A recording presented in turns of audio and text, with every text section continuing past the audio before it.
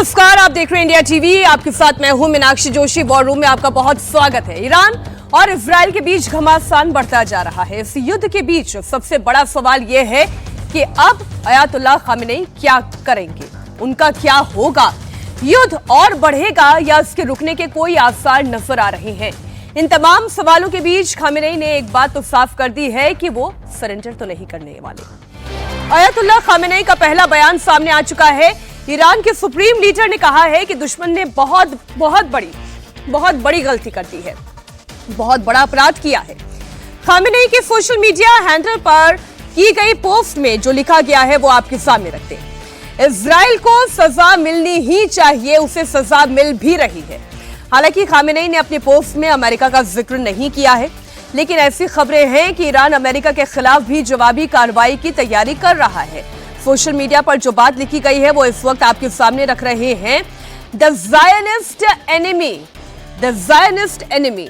अब आप ये समझ सकते हैं, ये बात सीधे सीधे इजराइल की हो रही है और कहा है कि बहुत बड़ी गलती करती है और उसे इसकी सजा मिल रही है। ही हैज बीन पनिश्ड और उसे ये पनिशमेंट मिलती रहेगी।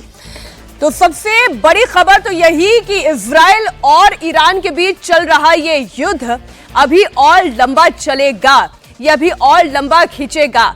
अमेरिका का अब आगे स्टैंड क्या होगा, ईरान अमेरिका के खिलाफ क्या करेगा क्या नहीं करेगा, इस पर हम आगे चर्चा करेंगे। लेकिन चार मेहमान इस वक्त हमारे साथ स्टूडियो में जुड़े हुए हैं। Air commodore A S Bahl, major general Bishambar Dayal, major general V K Datta, lieutenant general Sanjay Kulkarni. आप सभी मेहमानों का बहुत स्वागत है। जो बात इस वक्त ईरान कर रहा है वो बात एकदम साफ है, ये लड़ाई नहीं रुकेगी। अमेरिका के हमले के बाद भी ये लड़ाई नहीं रुकेगी।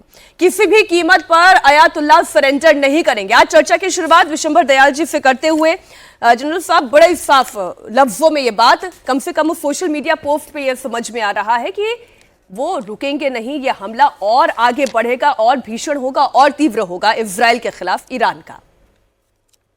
देखिए, इसमें कोई शक की बात नहीं है कि जो अमेरिका और इजराइल की जो इरादे थे, जो उनकी प्लान थी, वो अब स्पष्ट होती जा रही है।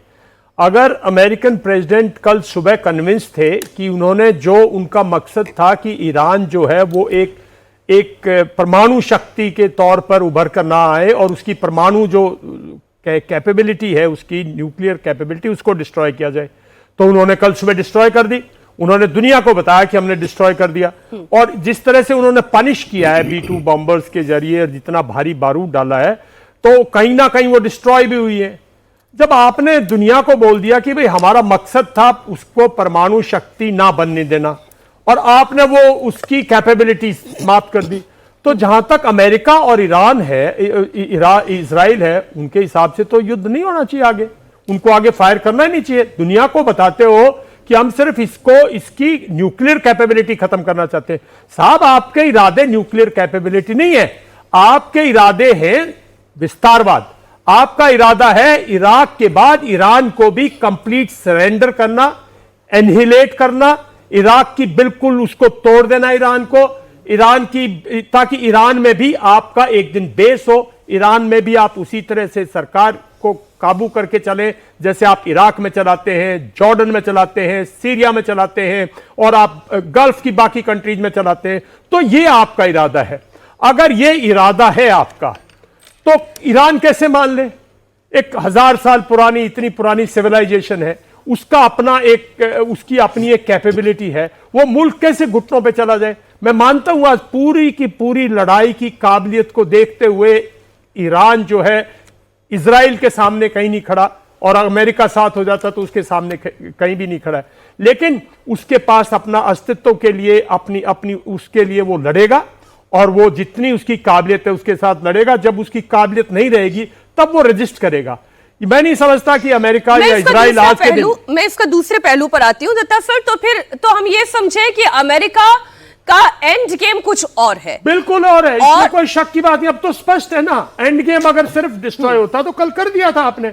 आपका तो एंड गेम हो गया। उनका एंड गेम मैंने बता दिया आपको। उनका एंड गेम आज से नहीं, उनका एंड गेम जिस दिन ये था कि हमें यूनिपोलर वर्ल्ड बनना है, हमें बाकी शक्तियों को खत्म करना है, हमें कैसे एक एक करके आप अगर 1989 से मैं यहां वर्णन करने लगूं किस तरह से सोवियत यूनियन को तोड़ा, किस तरह से आपने यूगोस्लाविया को तोड़ा, किस तरह से आपने इराक को खत्म किया, किस तरह से आपने लीबिया को खत्म किया, किस तरह से आपने सीरिया को अब कब्जा कर लिया, किस तरह से आपने जॉर्डन को, बिल्कुल चर्चा करने के लिए हमें विस्तारवाद की कहानी जो आप कह रहे हैं, लेकिन दरअसल मैं इस पहलू पर भी आती हूं। मैं वो बयान ढूंढ रही थी जो बेंजामिन नेतन्याहू ने बयान दिया है, और अच्छा खासा लंबा बयान उन्होंने दिया है। उनका एंड गेम अभी पूरा नहीं हुआ है। इजराइल अभी बहुत कुछ और करना चाहता है, और केवल न्यूक्लियर शक्ति ना बनने देना ईरान को, अगर ये मसला होता तो इजराइल ने भी हमला रोक दिया होता। लेकिन हमने कल रात की भी तस्वीरें देखी किस तरीके के हमले हुए हैं इजराइल पर भी और ईरान पर भी। बिल्कुल मीनाक्षी, देखिए ऐसा है, ये जंग इतनी आसान नहीं है जो अमूमन अगर आप just on the face of it की बात करें। ये जंग है, एक तरफ इजराइल बोलता है मेरे एग्जिस्टेंस का खतरा है, एक तरफ ईरान बोलता है कि किसी भी जीव को इधर जीने की मतलब they should not be permitted to live, मतलब ज्यूइज्म को ख़त्म कर दिया जाए। तो वो ईरान का स्टैंड वो है कि वो कट्टर दुश्मन है इजराइल के। तो अभी ये दो एक्सट्रीम अगर हम बात लेके चलें, एक तरफ उसका एग्जिस्टेंस का खतरा, वो अपने आप को बचाने के लिए ईरान को तबाह करना चाहता है, उसकी न्यूक्लियर कैपेबिलिटी ख़त्म करना चाहता है, और हो सके तो रजीम चेंज करें, क्योंकि ये रजीम जब तक रहेगी तो ये जंग बंदी नहीं करेगी, ये कभी भी घुटने नहीं टेकेगी, चाहे अमेरिका हो चाहे इजराइल हो। तो अभी आपने ये देखना है, एक पुरानी सभ्यता जो पर्सिया, अगर उस तब से शुरू करें आप, हजारों साल पुरानी, उसके बाद आज के दिन में ईरान, इनका रकबा देखें, इनकी अपनी काबिलियत देखें आप। अगर आज के दिन में आप मिसाइल टेक्नोलॉजी की बात करें, दुनिया की सबसे उन्नत मिसाइल टेक्नोलॉजी जिस कैटेगरी में इस्तेमाल कर रहे हैं, जिसके अंदर की अभी इंटर कॉन्टिनेंटल भी क्वेश्चन मार्क है, हो सकता है वो भी सरप्राइज करके रखा हो इन्होंने। तो जो आज के दिन में इनके हाइपरसोनिक मिसाइल्स हैं, मल्टी वॉरहेड कैरी करने की कैपेबिलिटी की खुरमशर इन्होंने वो डेमोन्स्ट्रेट करके दिखाया। तो ये एक अपने आप में एक नमूना पूरी दुनिया में कि हमको आप अंडर एस्टिमेट मत करें। ये जरूर है इनके पास में पुराने हवाई जहाज हैं, एयरफोर्स इतनी तगड़ी नहीं है इनकी, हो सकता है एयर डिफेंस भी इनकी इतनी तगड़ी नहीं है, उसके कारण इजराइल लगातार घुस के इनके ऊपर एयर अटैक कर पा रहा है। लेकिन मेरा मानना ये है कि ईरान घुटने नहीं टेकेगा, ईरान कभी भी डिफीटेड पोजीशन से कभी भी नेगोशिएट नहीं करेगा, और ये जंग उस लहजे में ज़्यादा चलेगी। और दूसरा, ये जो न्यूक्लियर साइट्स के ऊपर इन्होंने स्ट्राइक किया, मार्च का एक उनका एक स्टेटमेंट है ईरानियन जनरल्स का कि हमने अपना पूरे एसेट्स को वहाँ से निकाल दिया था, हमें पता था कि हमला होगा, हम उसको अपने एक सेफ लोकेशन में ले गए। अभी अगर मैं बोलूँ कि साहब मेरे को इंडिया टीवी को बर्बाद करना है, आपको पता चल गया सर यहाँ बम गिरने वाला है, आपने अपने कैमरे शैमरे इक्विपमेंट निकाल के आप कहीं और मकान हायर कर लिया आपने, तो बम मारने के बाद इंडिया टीवी बंद नहीं होगा, इंडिया टीवी वहाँ मीनाक्षी फिर खड़ी हो जाएगी और वहाँ से काम फिर चालू हो जाएगा। कहने का मतलब ये है, ईरान को अंडर एस्टिमेट मत करें। ये जरूर है कि दुनिया के अंदर शांति होनी चाहिए, ईरान भी हमारा मित्र है। शांति की बात कौन नहीं करता, लेकिन शांति भी वही ला सकता है जिसके पास शक्ति हो, और जिसके पास शक्ति है अगर वो शांति लाने की कोशिश भी कर रहा है, लेकिन उसका दरअसल विषय शांति है ही नहीं, विस्तारवाद है। जो बात थोड़ी देर पहले विशंबर दयाल जी कर रहे थे, तो फिर सवाल खड़ा होता है शांति आएगी कैसे। इधर अभी हमने आपको सुनाया कि ईरान के सुप्रीम लीडर का स्टैंड क्या है, तो वहीं इजरायली पीएम बेंजामिन नेतन्याहू ने भी बड़ा बयान दिया है। बड़ी खबर आपको दे दें, नेतन्याहू ने कहा कि ईरान पर हमले थमेंगे नहीं, वो जो चाहते हैं उसे हासिल करके रहेंगे। חלקים שונים שבאמת ספגו מכות קשות מאוד, חיסלנו את צמרת המדענים שלהם, חיסלנו את המפעלים לייצור צנטריפוגות, חיסלנו את מתקן העשרה, חיסלנו את נתנז, פגיעה קשה מאוד בפורדו, ואמרתי, עוד נדע בדיוק את מלוא ההיקף, אבל אנחנו נחושים להשלים את הכל. ये लक्ष्य ही तो समझना है बहल सर, ये लक्ष्य क्या है इजराइल का, वो चाहता क्या है ईरान के साथ? बहुत ही अच्छा प्रश्न पूछा आपने मीनाक्षी जी। सबसे पहले कहूंगा कि ये जो आपने B-2 बॉम्बर की बात करी, आपने कहा वो स्ट्राइक किया इन्होंने, कहां से? मिसूरी से किया, अमेरिका के अंदर से इतना लंबा स्ट्राइक, 125 जहाज यूज हुए। ये स्ट्राइक आपको क्या लगता है कि पिछले 10 दिन में प्लान हुई होगी?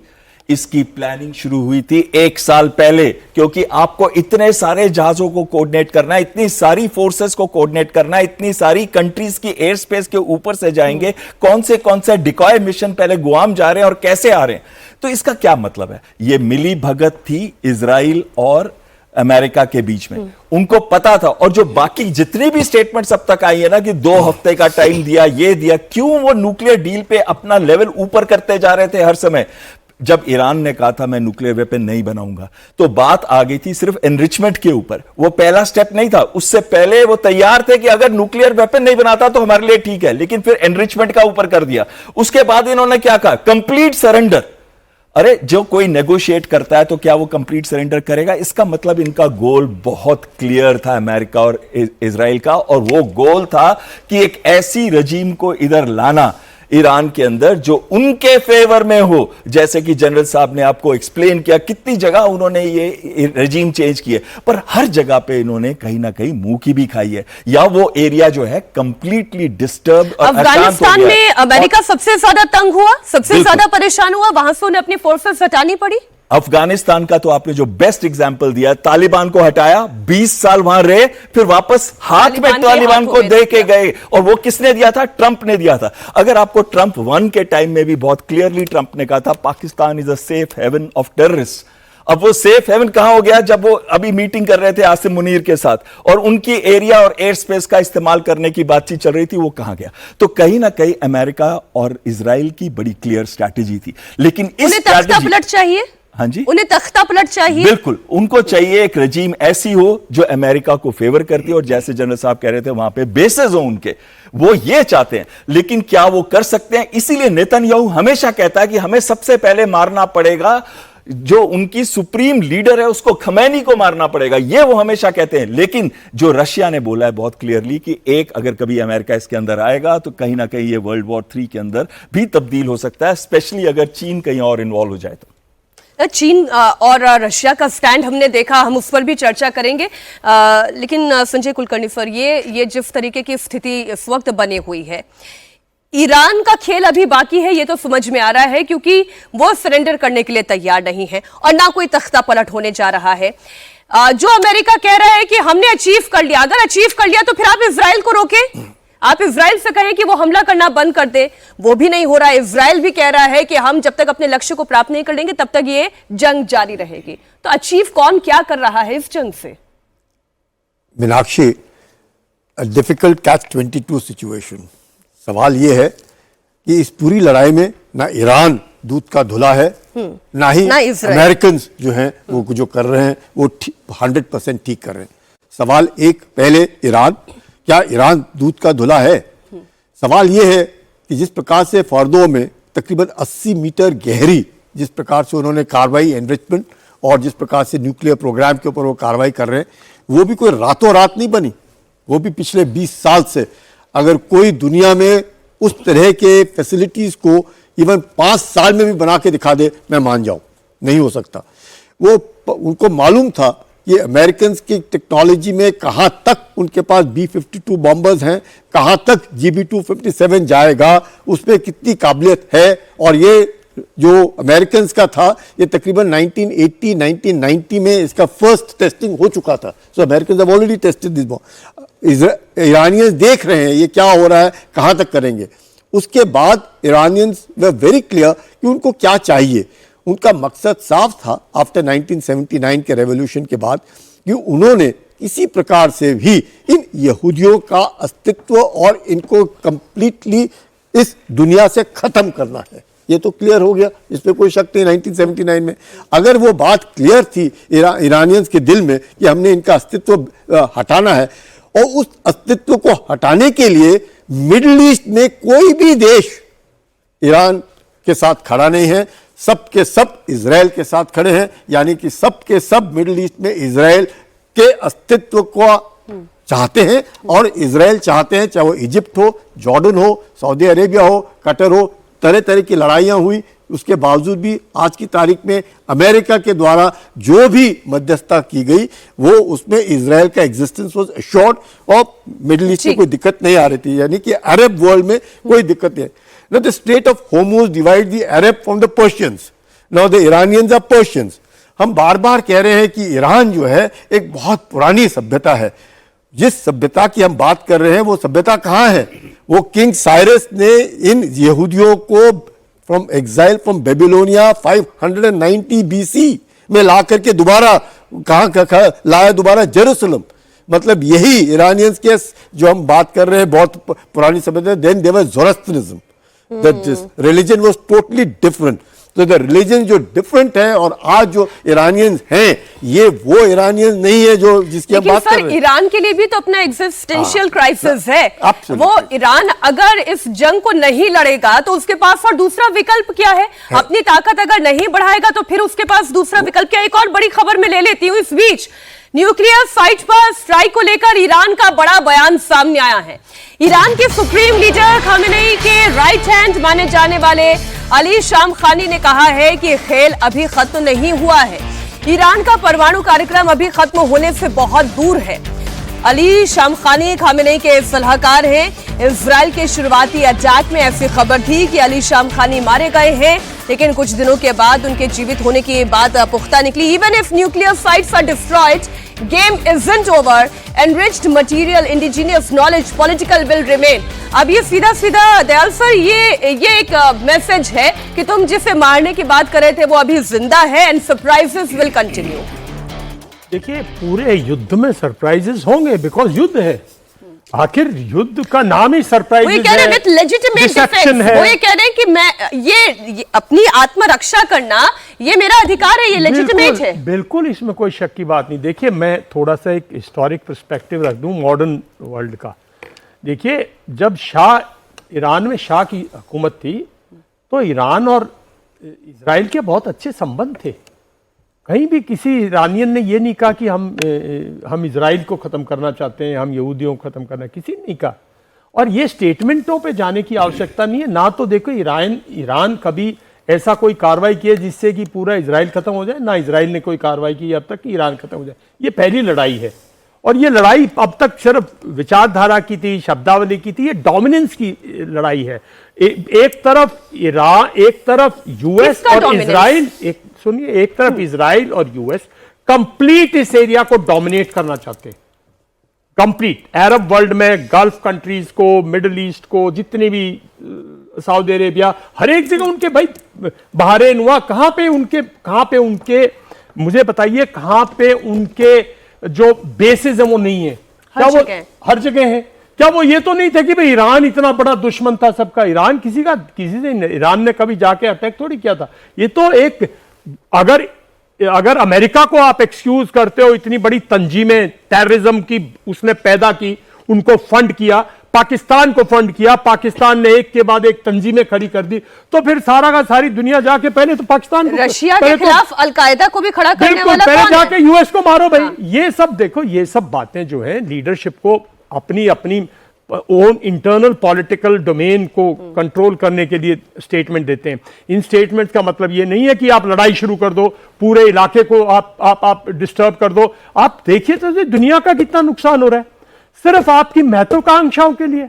भाई ऐसा ईरान ने, अगर आप पिछले 18 महीने से आपके साथ नैतिकता थी, आपके साथ दुनिया की ग्लोबल सपोर्ट थी, आप एक 40 बाय 15-12 किलोमीटर के एरिया को पिछले 18 महीने 16-17 महीने से आप मारे जा रहे हो। वहां पे जो हथियार यूज करना था किया आपने, लोग भी बुलाए, उनको राशन दिया, साथ में गोले भी छोड़ दिए, सब कुछ किया। दुनिया आपके साथ थी क्योंकि आप पे एक टेररिस्ट अटैक किया था हमास ने, और जितना आपने गाजा में जो कुछ किया दुनिया ने कभी नहीं कहा आप गलत कर रहे हो, जबकि आप करते गए। उसमें भी दुनिया भर के बच्चे, उसमें भी दुनिया भर की औरतें, उसमें भी दुनिया भर के हॉस्पिटल्स, लेकिन दुनिया ने तो नहीं कहा ना आप गलत कर रहे हो। दुनिया आपके साथ थी क्योंकि नैतिकता पे आप लड़ाई लड़ रहे थे।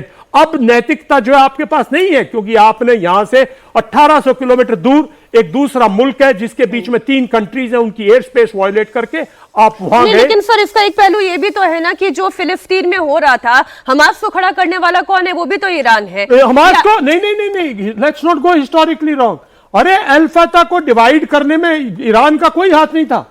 अल फतह जो थी वो तो उस टाइम पे मैंने कहा ना आपको, शाह 19 जब तक शाह नहीं छोड़ के गए ईरान से, ईरान के और इजराइल के जो पहली लड़ाइयां हैं 47-48 की जो पहली लड़ाइयां हैं उनमें ईरान नहीं लड़ा इजराइल के साथ, बाकी अरब वर्ल्ड लड़ा है। मैं अगर गलत हूं तो मेरे साथ तीनों फौज के जनरल कुलकर्णी सब हिस्टोरियंस है भाई, मिलिट्रिस्ट के। उस टाइम पे पूरा अरब वर्ल्ड, ये जॉर्डन, इजिप्ट, ये सब एक तरफ थे, ईरान नहीं था। ईरान ने तो इंटेलिजेंस दी उस टाइम पे इजराइल को, ईरान ने इजराइल को बचाया है, इंटेलिजेंस दी है, अमेरिका ने इंटेलिजेंस दी है। ऐसा नहीं तो ये है कि हिजबुल्लाह कैसे खड़ा हुआ, इनके पास फिर ताकत कैसे आई? अरे अपनी, आप सब उनकी अपनी लड़ाई है, पैलेस्टीनियंस की अपनी लड़ाई है, आप समझ नहीं रहे। वो और इसमें ईरान का कोई सपोर्ट नहीं, आज के दिन सपोर्ट है। लेकिन अगर ऐसे तो अमेरिका ने, तो मैं कह रहा हूं अलकायदा को सपोर्ट किया, हमारे खिलाफ हिजबुल मुजाहिदीन, ये एलईटी, लश्कर तोयबा, ये सब किसके सपोर्टेड है? ये भी पाकिस्तान के सपोर्टेड है। और मनी कहां से आई आईएसआई के पास? वो भी अमेरिका से आई है। तो दुनिया भर की जो समझ में ये आती है कि आपका एक की प्लेयर तो अमेरिका है दत्ता सर, की प्लेयर अमेरिका है। वो एक ऐसी पोजीशन पर बैठा है, वो चाहे तो जंग रुकवा सकता है, ये उसके बूते में है, लेकिन वो ये जंग नहीं रुकवा पा रहा है। या तो वो रुकवाना चाहता नहीं है, या अब उसके हाथ से चीजें बाहर हो चुकी है। दो ही बातें हो सकती हैं। मीनाक्षी देखिए, ऐसा है दुनिया के अंदर, जो आपको पहले भी मैंने बोला, जो आपको दिख रहा है उसके पीछे बहुत बहुत गहरी चालें हैं। अभी जब रूस यूक्रेन की जंग शुरू हुई तो यूक्रेन के पीछे कौन खड़ा हो गया आके? पूरा वेस्टर्न वर्ल्ड, आपका नेटो, यूरोपियन यूनियन, अमेरिका। उन्हें बोला बेटा भिड़ जा तू, रूस के घुटने टिकाएंगे हम, इसकी इकोनॉमी तबाह करेंगे, सैंक्शन लगा देंगे और इसका जो वजूद है एक सुपर पावर का हम खत्म कर देंगे। तो पूरे के पूरा वेस्टर्न वर्ल्ड, 32-30 के ऊपर कंट्रीज, अमेरिका, पूरा जोर लगा के रूस को उन्होंने गिराने की कोशिश करी। और जब ये जंग तकरीबन 1 साल चल चुकी थी, पीक में चल रही थी, 2023 में 7 अक्टूबर 2023 में Hamas out of the blue हमला कर देता है इजराइल के ऊपर। वो क्यों किया?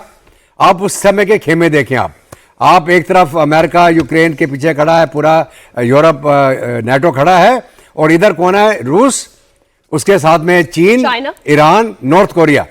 ठीक है, तो अभी ईरान के प्रॉक्सीज कौन थे? ये पूरा हमास, हिजबुल्ला, हूती, सीरिया के अंदर जो पहले वाली रजीम थी, जो शिया रजीम थी, वो सारे उन्होंने इसको इजराइल को घेर रखा था। और मेरा मानना यह है कि हो सकता है रूस ने बोला हो इसका जो पूरा इनका वेस्टर्न वर्ल्ड का एकदम फोकस चेंज करो, इजराइल को ठोको। तो हुआ, फोकस चेंज हुआ ना पूरी दुनिया का। यूक्रेन एक साइड में चला गया, यहाँ इजराइल चालू हो गया, हमास, हूती, हिजबुल्लाह, मार धाड़ शुरू हो गई। ठीक है, अभी गाजा पूरी तरह तबाह हो गया, लेकिन हमास अभी तक काबू नहीं आया है। हिजबुल्लाह के साथ में एक ट्रीटी हुई इनकी, लेकिन पीछे कौन था? ईरान के पीछे रूस था। ये मैं कंफर्म नहीं कर सकता, लेकिन मेरा मानना है जरूर इसमें कुछ ना कुछ प्लानिंग हुई है। तो अगर अभी ईरान ये पूरे प्रचलन अभी तो कम से कम ये कह ही रहे हैं, देखिए हम नीचे लगातार लोअर चला, थोड़ी देर में हम इस पर भी चर्चा करेंगे। मैं मीनाक्षी वही बोलना चाहता हूं ना, रशिया ये कह रहा है कि आपने पेंडोरा बॉक्स खोल दिया। अभी हम आगे इस पर चर्चा ये करेंगे। इतना सिंपल नहीं है। ईरान भी दूध का धुला नहीं है, जैसे पहले बोला, ईरान ने भी ठोका उसको। अभी इजराइल की बारी अपना बदला लेने की। जब इस्माइल हनिये को मारा उस समय भी ईरान ने मिसाइलें ठोकी थी ईरान के ऊपर। तो मतलब ये है कि ये जो ऊपर से दिखता है वो है नहीं, नीचे बहुत गहरा इनका चक्कर चल रहा है। तो अभी ये बाद में पता चलेगा कौन कहां पे जाके रुकता है। एक और बड़ी खबर इसी युद्ध से जुड़ी हुई, ईरान अमेरिका को जवाब देने की तैयारी कर रहा है। ईरान की टॉप लीडरशिप के बयानों से यह साफ पता चल रहा है, अयातुल्लाह खामेनेई ने साफ कहा है कि दुश्मन को सजा मिलेगी और दुश्मन को सजा मिल रही है। वहीं खामेनेई के राइट हैंड कहे जाने वाले अली शामखानी ने जो कहा वो भी आपके सामने हमने रखा कि सरप्राइजेस आर स्टिल देयर, खेल अभी खत्म नहीं हुआ है। अभी ईरान के सेना प्रमुख का भी बयान सामने आया। ईरान के सेना प्रमुख ने कहा ईरान अमेरिका को निर्णायक जवाब देगा।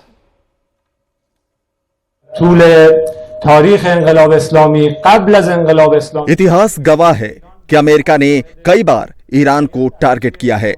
जब अमेरिका ने हम पर हमले की कोशिश की है, ईरान ने मुंहतोड़ जवाब दिया है और इस बार भी हम ऐसा ही करेंगे।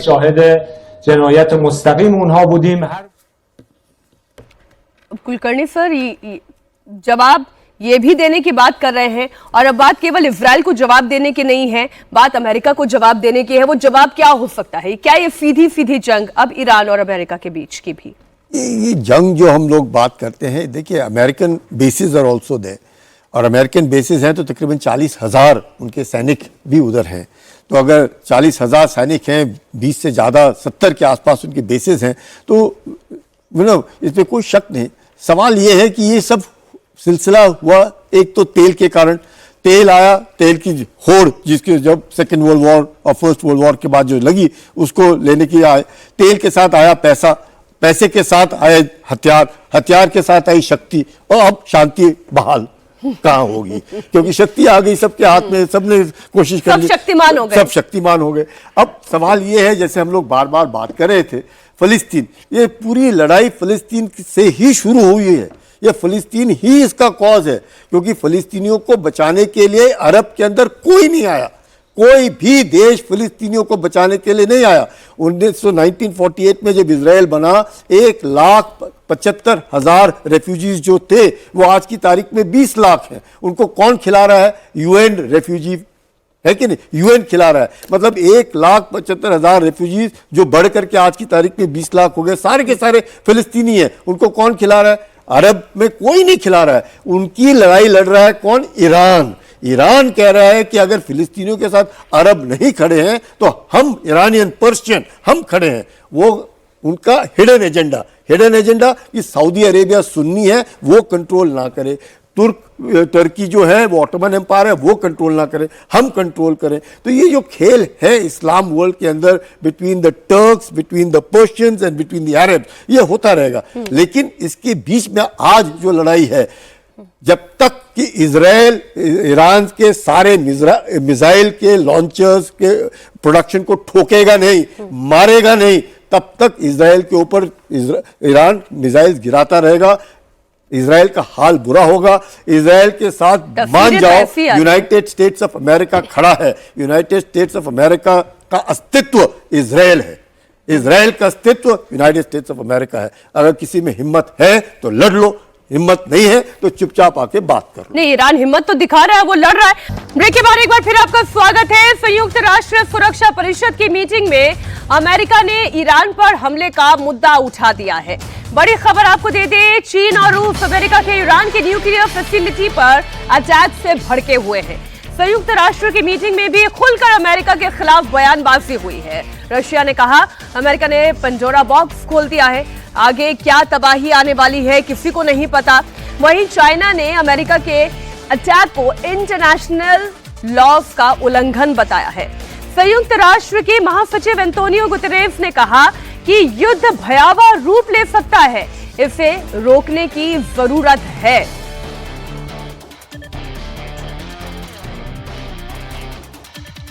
中方强烈谴责美方袭击伊朗，攻击接受国际原子能机构保障监督的核设施。美方此举严重违反联合国宪章宗旨和原则以及国际法，侵犯伊朗的主权、安全和领土完整，加剧中东紧张局势，严重冲击国际核不扩散体系。 तो चाइना का स्टेटमेंट हमने सुना और चाइना का सीधा सीधा ये कहना है, चाइना और अमेरिका के बीच में जो दूरियां हैं वो किसी से छिपी हुई तो नहीं है। और चाइना का इसमें ये बयान देना, बहल सर मैं इस सेगमेंट में आपसे चर्चा को लेकर आ रही हूँ कि ये पेंडोरा बॉक्स खोलने के जैसा है, ये अंतर्राष्ट्रीय कानूनों का उल्लंघन है। क्या चीन केवल देखता रहेगा या वाकई में वो भी इस जंग में कूदेगा? देखिए, बहुत ही अच्छा प्रश्न पूछा है। चीन की 2021 में इनके साथ स्ट्रेटेजिक कोऑपरेशन थी, 13% के करीब ऑयल वो इनसे लेता था, लेकिन आप देखिए कुछ महीने पहले से उसने उनसे ऑयल लेना कम कर दिया है। अब सिर्फ 7,40,000 बैरल पर डे ले रहा है। और ये कहां से ले रहा है? बाकी वो ले रहा है कतर से और सऊदी अरेबिया से। धीरे धीरे उसने अपनी डिपेंडेंस ईरान के ऊपर कम कर दी है। तीसरी चीज आती है कि जो ईरान के साथ उसकी अपने कोऑपरेशन है, जहां पे वो डिफेंस कंपोनेंट्स भी देता है, और शंघाई कोऑपरेशन ऑर्गेनाइजेशन में 2023 में वो लेके आया था, और साथ ही में और उनको लेके आया था समझौता करने के लिए जो एग्रीमेंट हुआ सऊदी अरेबिया और ईरान के बीच में। तो ये किसने कराई थी मध्यस्थता? ये चीन ने कराई थी। चीन अपने आप को दिखाना चाहता था कि मिडिल ईस्ट के अंदर वो भी एक बहुत बड़ी पावर है। वो कहीं ना कहीं ये सारी चीजें हैं anti US and anti western alliances के। वो चाहते हैं उनको हटा के चीन उभर के एक ऐसा देश बने जो कि सबको नजर आए कि ये एक स्टेबल देश है जिसकी हम मदद कर सकते हैं। लेकिन क्वेश्चन मैं आपसे इसी में पूछना चाहती हूँ कि क्या ईरान एक न्यूक्लियर पावर नेशन बने, क्या चीन इसका समर्थन करता है या नहीं? देखिए, चीन किसी का भी समर्थन नहीं करता जो न्यूक्लियर पावर बने। ये अलग बात है कि उनको सपोर्ट करता है, जैसे पाकिस्तान को सपोर्ट किया था और ये भी कहा जाता था कि पाकिस्तान का पहला न्यूक्लियर वेपन तो एक्चुअली चीन के अंदर ही एक्सप्लोड हुआ था। तो अमेरिका का प्रॉब्लम यह था कि पिछले सेंचुरी के अंदर, पिछले सेंचुरी में, जो लेट 20th सेंचुरी में इतने युद्धों में वो चला गया, चाहे वो इराक का था, चाहे वो अफगानिस्तान का था, चाहे कोसोवो का था, इतने युद्धों में चला गया कि उसकी जो ग्लोबल कॉम्प्रिहेंसिव नेशनल पावर है, हालांकि सबसे बड़ी है, लेकिन उसकी स्ट्रेंथ धीरे धीरे कम होती गई और ये टाइम चीन ने इस्तेमाल किया अपनी स्ट्रेंथ बनाने का और एक ग्लोबल इमेज बनाने का कि देखिए अमेरिका रिलायबल पार्टनर नहीं है और अमेरिका की अपनी कॉन्स्पिरेसीज चलती रहती हैं। अब मैं यहां पे ये कहना चाहता हूं कि जो रशिया है, रशिया का भी एक स्ट्रेटेजिक कोऑपरेशन पार्टनरशिप है ईरान के साथ। वो इसी साल जैन 2025 में हुई थी। ईरान ने इनको ड्रोन्स दिए थे इस युद्ध के अंदर, रशिया यूक्रेन युद्ध के अंदर, और साथ में दी थी कि क्या कैपेबिलिटी जो मैन्युफैक्चरिंग किया उसके अंदर उसको मदद किया था। और रशिया का भी अब ड्यूटी बनती है कि उनकी मदद करे, तो वो उनको डिप्लोमेटिकली, जैसे चीन भी, पर मैं ये कहूंगा कि चीन की जो है बहुत ही म्यूटेड रिस्पॉन्स है। ये वो रिस्पॉन्स नहीं है कि अगर विश्व का सबसे सेकंड पावरफुल नेशन की जो होनी चाहिए वैसी नहीं है। इसका क्लियर इंडिकेशन है कि दोनों वो जंग नहीं लड़ने जा रहा, वो जंग इनके लिए नहीं लड़ेगा, इनको डिफेंस कंपोनेंट्स और इक्विपमेंट देगा। रशिया के बारे में मैं एक चीज और रशिया के बारे में मैं एक और चीज कहना चाहता हूं कि रशिया को मदद की थी तो रशिया इनकी भी एयर डिफेंस और दूसरी सिस्टम में मदद करेगा, लेकिन रशिया खुद इतने इन्वॉल्व है इस समय रशिया यूक्रेन वॉर के अंदर, जो कि बहुत ही तीव्र हो गया है, कि वो अपनी फिजिकल मदद इनकी नहीं कर सकता, खुद अपना वहां पे पोजीशन नहीं कर सकता फोर्सेस को। तो कहीं ना कहीं ईरान जो है इस समय पूरे विश्व में अकेला हो गया। अपनी लड़ाई ईरान को खुद लड़नी पड़ेगी। यूएनएससी में ईरान के राजदूत की तरफ से एक बड़ा बयान भी आया है जो ये दिखाता है ईरान अमेरिका के हमले का जवाब देने की तैयारी कर रहा है। ईरान के राजदूत ने यूएनएससी में कहा कि हम क्या जवाब देंगे इसका फैसला हमारी सेना करेगी। ईरान पर पहले भी हमले हुए हैं और इसका मुंहतोड़ जवाब दिया गया है। इस बार दुनिया को ईरान अपनी ताकत दिखाने के लिए तैयार है। The timing, nature and scale of Iran's proportionate response will be decided by its armed forces. Throughout history, the resilient and united Iranian nation has withstood deeper wounded and faced more vicious enemies, and this time too. It will show its dignity, strength, and greatness to the world. Over the past 10 days, the Israeli barbaric assault, the international bodies, including the UN Security Council and the International Atomic Energy Agency, have been provided with all the necessary information and warning. Yet, they have proven once again that the so-called 8 decades long quest to prevent war and aggression is hollow. जो Iran के राजदूत कह रहे हैं major general Vishambar Dayal, वो बहुत clear statement है। वो ये तो नहीं बताएंगे, ऑब्वियसली कोई भी राष्ट्र ये तो नहीं बताता है हम क्या करने जा रहे हैं, लेकिन वो कुछ करेगा जरूर अमेरिका के खिलाफ, ये तय है। देखिए, उसके पास बहुत लिमिटेड ऑप्शंस है। एक बात, दूसरी बात ये है कि वो क्यों करेगा। जो भी कुछ करेगा वो गल्फ कंट्रीज में उनके बेसिस हैं, उसके पास ऐसे सिस्टम्स नहीं है जो इतने एक्यूरेट हो। वहाँ कोलेटरल डैमेज होने का पक्का अंदेशा है। आप बहरीन में फायर करेंगे, जॉर्डन में, जिस भी अमेरिकन बेस पे फायर करेंगे, अगर वहाँ कोलेटरल डैमेज होता है तो वहाँ अरब वर्ल्ड में, जो आपके लिए थोड़ी बहुत सिंपैथी है, और है, ऐसा नहीं है कि अरब वर्ल्ड में ईरान के प्रति सिंपैथी नहीं है। अरब वर्ल्ड में ईरान के प्रति एक सिंपैथी है कि ईरान के साथ अन्याय हो रहा है। ये अरब वर्ल्ड में दुनिया बोल रही है, उनके राजा नहीं बोल रहे, उनके लीडर्स नहीं बोल रहे, बिकॉज वो सब अमेरिकन प्रेशर में नहीं बोलते हैं।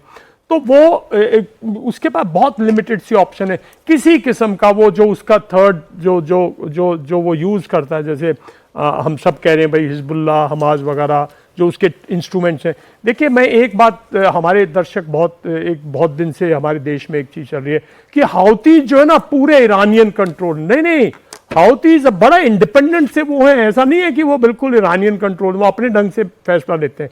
वो भी इस लड़ाई में जो अमेरिकन जो कॉमर्शियल जहाज हैं जो इस रेड सी के अंदर से उन एसेट्स पे वो कहीं फायर कर सकते हैं, कहीं उनको डेमोन्स्ट्रेट कर सकते हैं अपनी स्ट्रेंथ।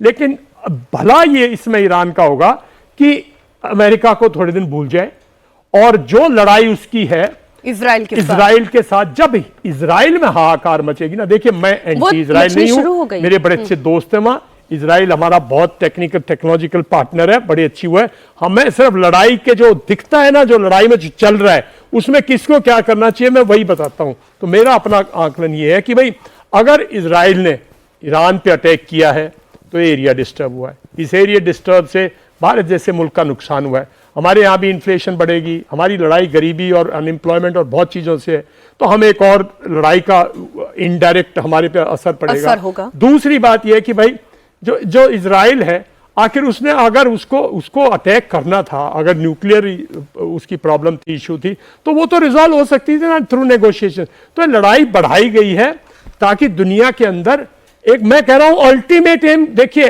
अमेरिका का अल्टीमेट दुश्मन कौन है ये दुनिया को मैं बताना चाहता हूं। अमेरिकन पूरी फिलॉसफी एंटी रशियन है।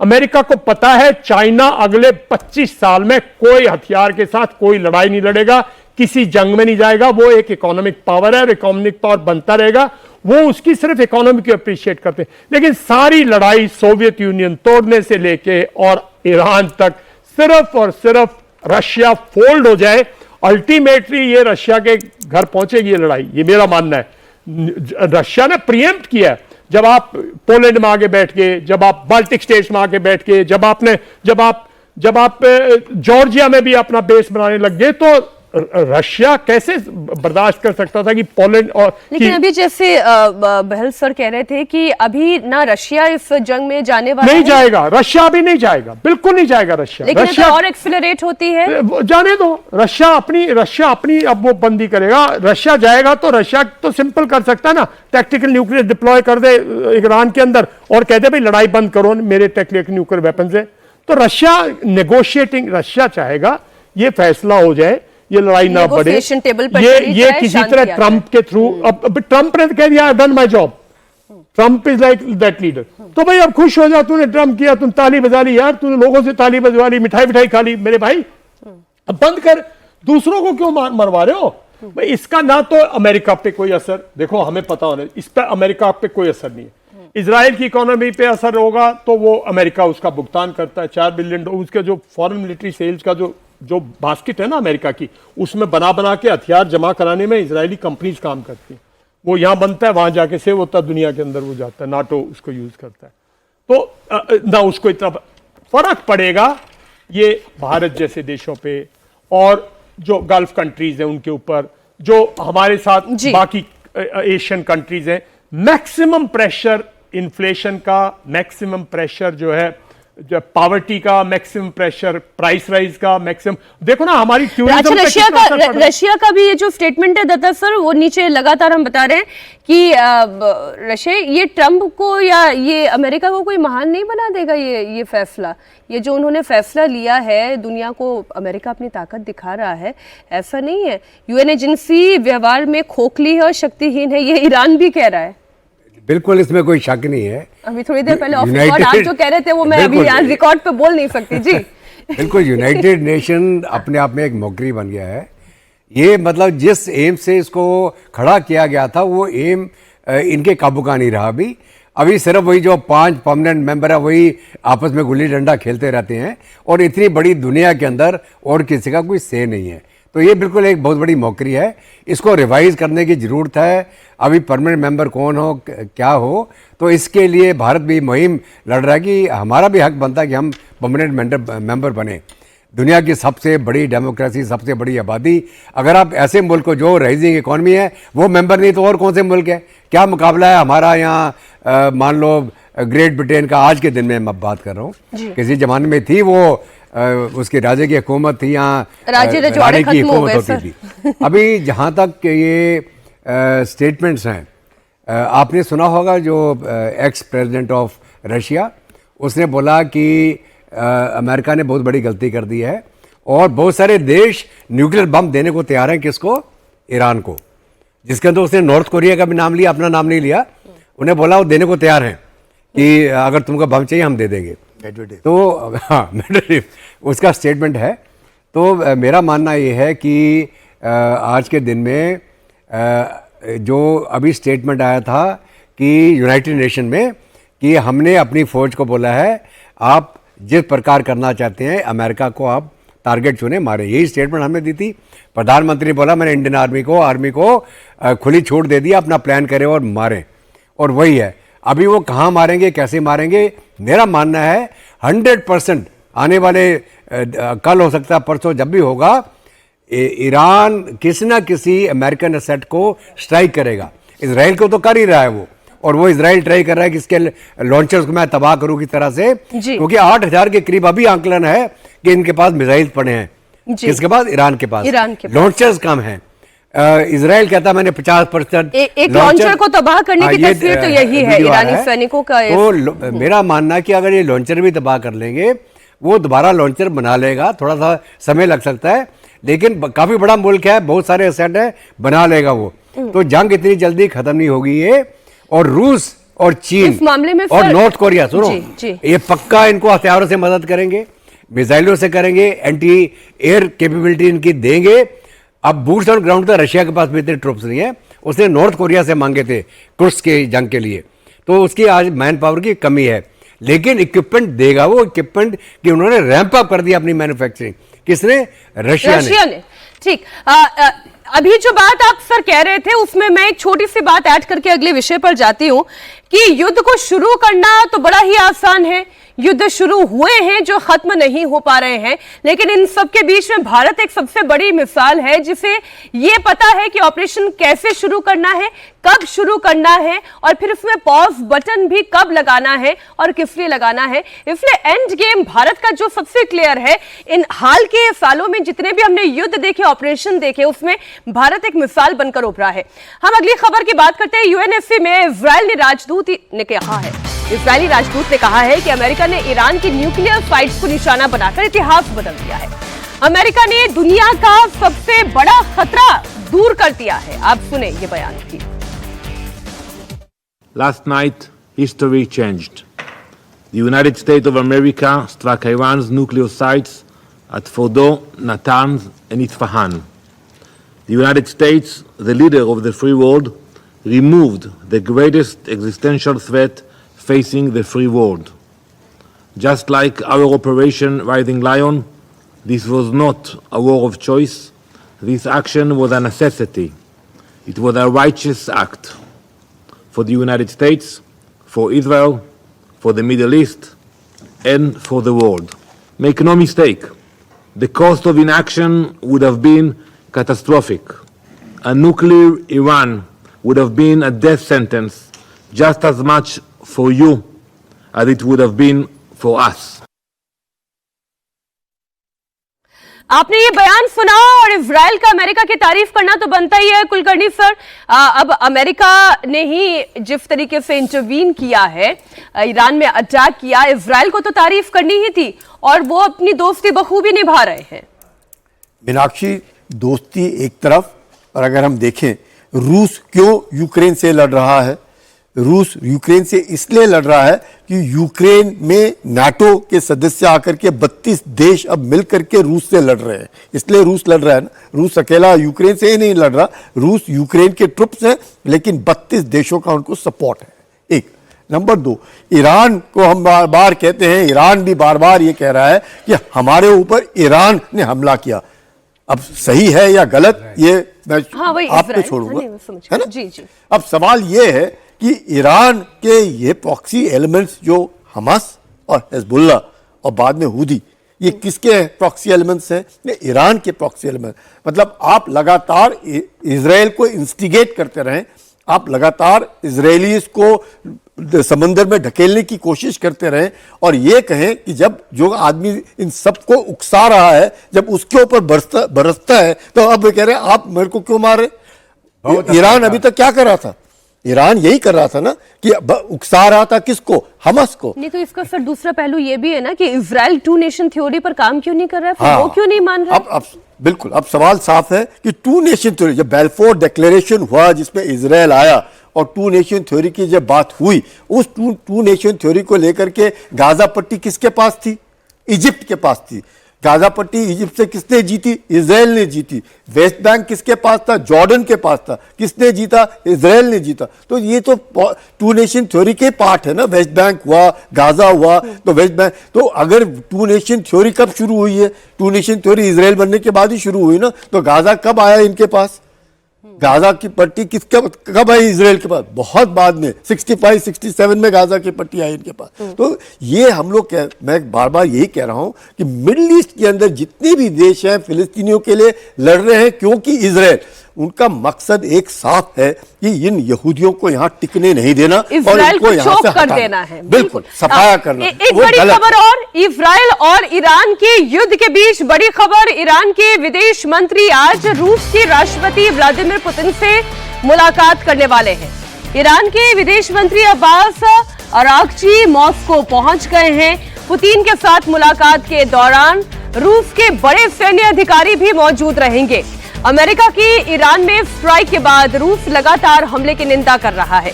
इस बीच रूस ने संयुक्त राष्ट्र सुरक्षा परिषद की इमरजेंसी मीटिंग में अपना स्टैंड क्लियर कर दिया है। रूस के राजदूत ने यूनाइटेड नेशन सिक्योरिटी काउंसिल की मीटिंग में क्या कहा, वो बयान भी आपको सुनाते हैं।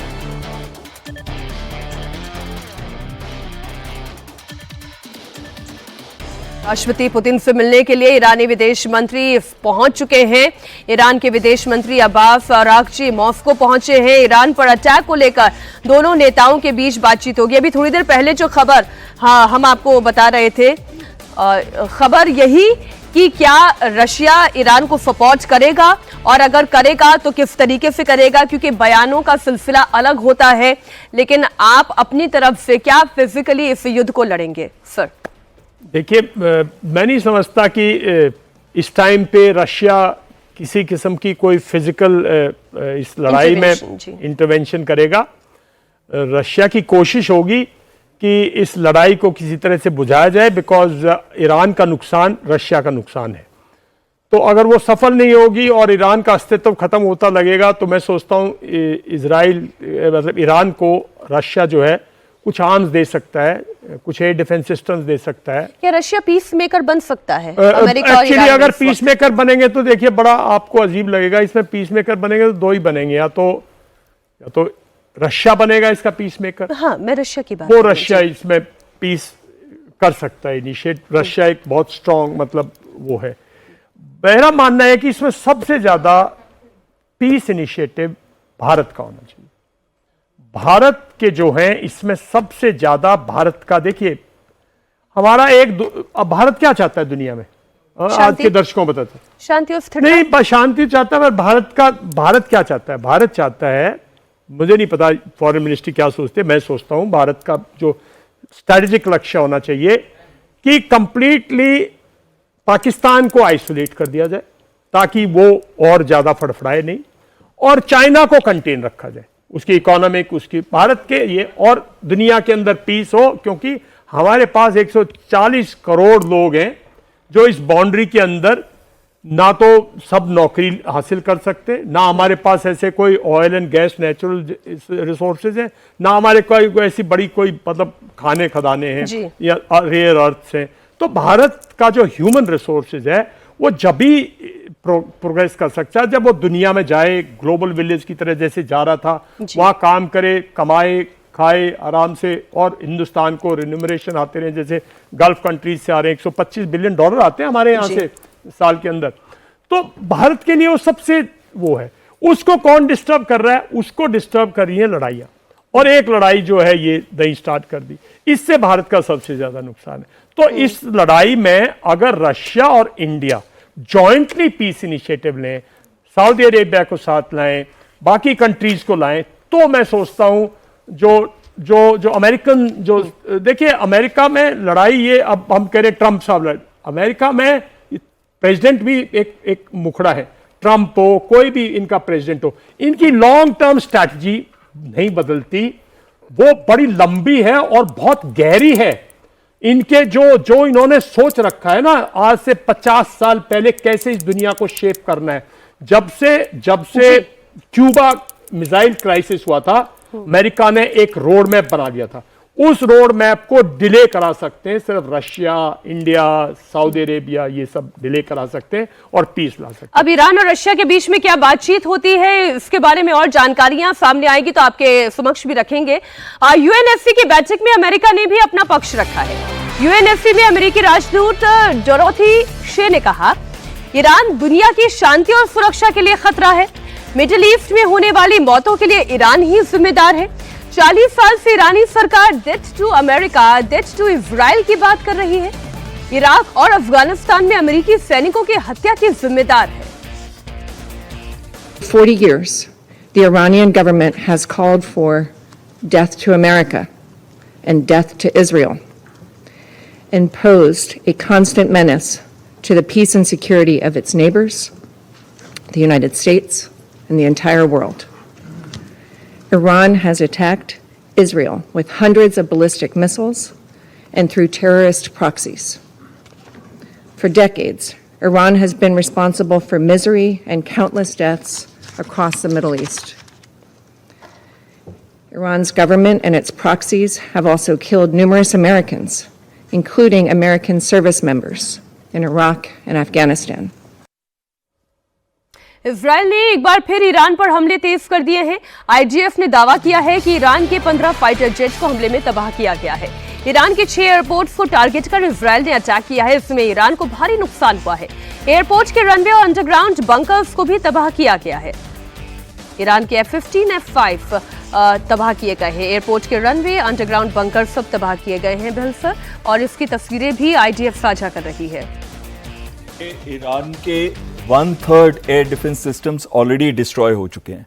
दूसरी चीज है कि जो भी इजरायली एयरक्राफ्ट आते हैं वो इलेक्ट्रॉनिक वॉरफेयर इक्विपमेंट के साथ आते हैं, यानी कि सेल्फ प्रोटेक्शन के लिए और इनके रेडार्स को जैम करने के लिए। तीसरी, उनके पास जो भी वेपन सिस्टम्स हैं वो प्रिसीजन वेपन्स हैं। चौथा, उनकी इंटेलिजेंस इतनी स्ट्रांग है, उनको पता है कि ये कब निकलने वाला है, कहां पे होगा। पांचवी, ये जो ट्रांसपोर्टर इरेक्टर लॉन्चर जो कि आप दिखा रहे हैं, मिसाइल लॉन्चर, ये जैसे ही कहीं पे स्टेबलाइज होते हैं, इनको सैटेलाइट इंटेलिजेंस मिलती है अमेरिका से थ्रू यूएस सेंट्रल कमांड, और वो वाली इंटेलिजेंस का इस्तेमाल करते हुए ये रिएक्ट करते हैं और जाके उसको वहीं नॉक करते हैं, जैसे अभी आपका दिखा रहे थे। और आखिरी चीज जो मैं इस पर बोलना चाहूंगा कि जो एयरफोर्स है ईरान की, वो बहुत ही एंटीक्वेटेड एयरफोर्स कहूंगा, बहुत पुरानी है। F-14 जहाज हैं, उसमें Su-24 हैं, और उस तरह के जहाज हैं जो कि बहुत पुराने हैं, यानी कि उन, या F-5 हैं, इन जहाजों से वो एक मॉडर्न लड़ाई नहीं लड़ सकता। इसी वजह से आपने देखा है MiG-29 भी उनके जहाज इसमें, इसी वजह से आपने देखा उनके जहाज कहीं भी आप उड़ते हुए नहीं देखते हैं, वो छुपा के रखे हुए उन्होंने, उसका कोई भी फायदा नहीं है। अब एक चीज मैं इस पे कहना चाहूंगा कि छोटे से में जी, ब्रेक के बाद एक बार फिर आपका स्वागत है। इंडिया टीवी पर आप देख रहे हैं वॉर रूम। बात हो रही है ईरान और इजराइल के इस जंग के बीच अमेरिका की दखलंदाजी और इसके बाद इस जंग का यूं तेज हो जाना। साउथ इजराइल के कई लोकेशन को टारगेट किया गया और ईरान ने मिसाइलें दागी। अशदोद शहर में ईरान की मिसाइलों ने तबाही भी मचाई है। कई जगहों पर हमले से तबाही का मंजर भी सामने आया है और अब सिविलियंस परेशान हो रहे हैं। उनके घर, उनकी आशियाने तबाह हो रहे हैं, इसमें कोई दो राय नहीं है। जंग होती है तब नुकसान हर आम व्यक्ति का होता है, जिसका जंग से कोई लेना देना नहीं होता, वो भी इसमें पिसता है। अशदोद शहर की बात हम बता रहे हैं तो तस्वीरें करके एक एक आपके सामने रख रहे हैं। एक ये तस्वीर जो अशदोद से आई है, अब आप ये देखें, नुकसान हो रहा है और नुकसान सर बहल सर, जहां पर आपने अपनी बात पिछले सेगमेंट में खत्म की थी, मैं वहीं से बात आगे बढ़ा रही हूँ। आपने कहा कि ईरान के पास उतनी कैपेबिलिटी नहीं है, लेकिन जितनी भी है उतने में भी वो बहुत कुछ कर पा रहा है, इसमें तो कोई दो राय नहीं है। मुझे आंसर बेसिकली एक्चुअली मैं यहाँ पे ये बात कहना चाहता था कि जो ईरान ने डिसीजन लिया है कि स्ट्रेट्स ऑफ हॉर्मुज को हम बंद कर देंगे, तो ये एक मेजर डिसीजन है इनका, और इस पे अमेरिका ने ये कहा है कि अगर आप बंद करेंगे तो हम आगे आपके ऊपर और भयंकर कार्रवाई कर सकते हैं। तो इसमें क्या होता है, 20% तेल जो है विश्व का वो यहां से जाता है। ये कौन से देश इफेक्ट होते हैं इसमें? Iran, Qatar, UAE, Oman, Saudi Arabia, ये वाले देश इसके अंदर इन्वॉल्व होते हैं, जो एक्सपोर्ट करते हैं, जो निर्यात करते हैं। और भारत भी एक बहुत बड़ा आयात करता है तेल का। यहाँ से 40% के करीब भारत का तेल यहाँ से आता है। और पहले क्या होता था कि ईरान से भी हम बहुत लेते थे, लेकिन ईरान से तेल लेना हमने बंद कर दिया जब सैंक्शंस की बात आई। और जब ये चीज आई है तो हमने रशिया का, जहां हम 1% से भी कम तेल लेते थे, आज 38 से 40% तेल हमारा रशिया से आता है, और वो सस्ता भी मिलता है, और उसको रिफाइन करके हम यूरोप में बेचते भी हैं, तो हमको डबल फायदा हो रहा है उसमें। और तीसरी चीज जो आती है कि हम जो भी ये इसको बंद करेंगे तो ऑयल प्राइसेस ऊपर जाएंगी। आज ऑयल प्राइसेस $75 के आसपास है, बीच में वो $78 भी चली गई थी। तो ऑयल प्राइसेस अगर ऊपर जाएंगी तो विश्व में सभी जगह इन्फ्लेशन बढ़ेगा और सभी को नुकसान होगा, और भारत को भी नुकसान होगा, क्योंकि हमारा 85 से 90% ऑयल का हम आयात करते हैं, इस रूट से आता है। तो अब जो ये मेजर प्रॉब्लम ये आती है कि इसको एनफोर्स कैसे करेगा ईरान। अगर ईरान इसको एनफोर्स करता है तो वो ऐसे एनफोर्स करेगा कि उसके पास 7 में से 3 आइलैंड है, जिसके ऊपर 7 में से 6 आइलैंड उसने कंट्रोल कर रखे हैं, 6 में से 3 पे उसने सरफेस टू सरफेस मिसाइल्स और एयर डिफेंस सिस्टम्स को डिप्लॉय किया हुआ है। और ये सिर्फ 23 किलोमीटर के आसपास का एरिया है, ये जो छोटी सी स्ट्रेट्स ऑफ हॉर्मोस है जिसकी विड्थ है। तो यहां पे या फिर वो माइन कर सकता है या फिर अपनी नेवी का इस्तेमाल कर सकता है। लेकिन अगर वो अपनी नेवी का इस्तेमाल करता है तो यूएस की नेवी जो है उसके ऊपर भारी हो सकती है। उनके 3 एयरक्राफ्ट कैरियर, 26 नेवल शिप और इतने सारे जहाज हैं इस एरिया के अंदर, 19 बेसेस में और 18 मेन बेसेस के अंदर।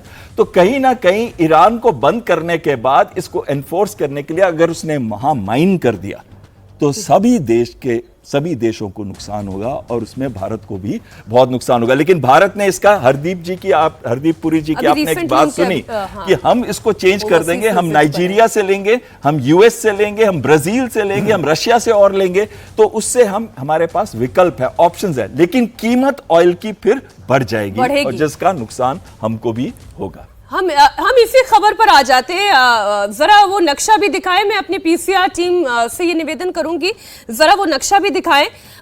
उससे और ज्यादा बेहतर समझ में आएगा कि भारत का इस पूरे जंग में न्यूट्रल स्टैंड होना कितना इंपॉर्टेंट है।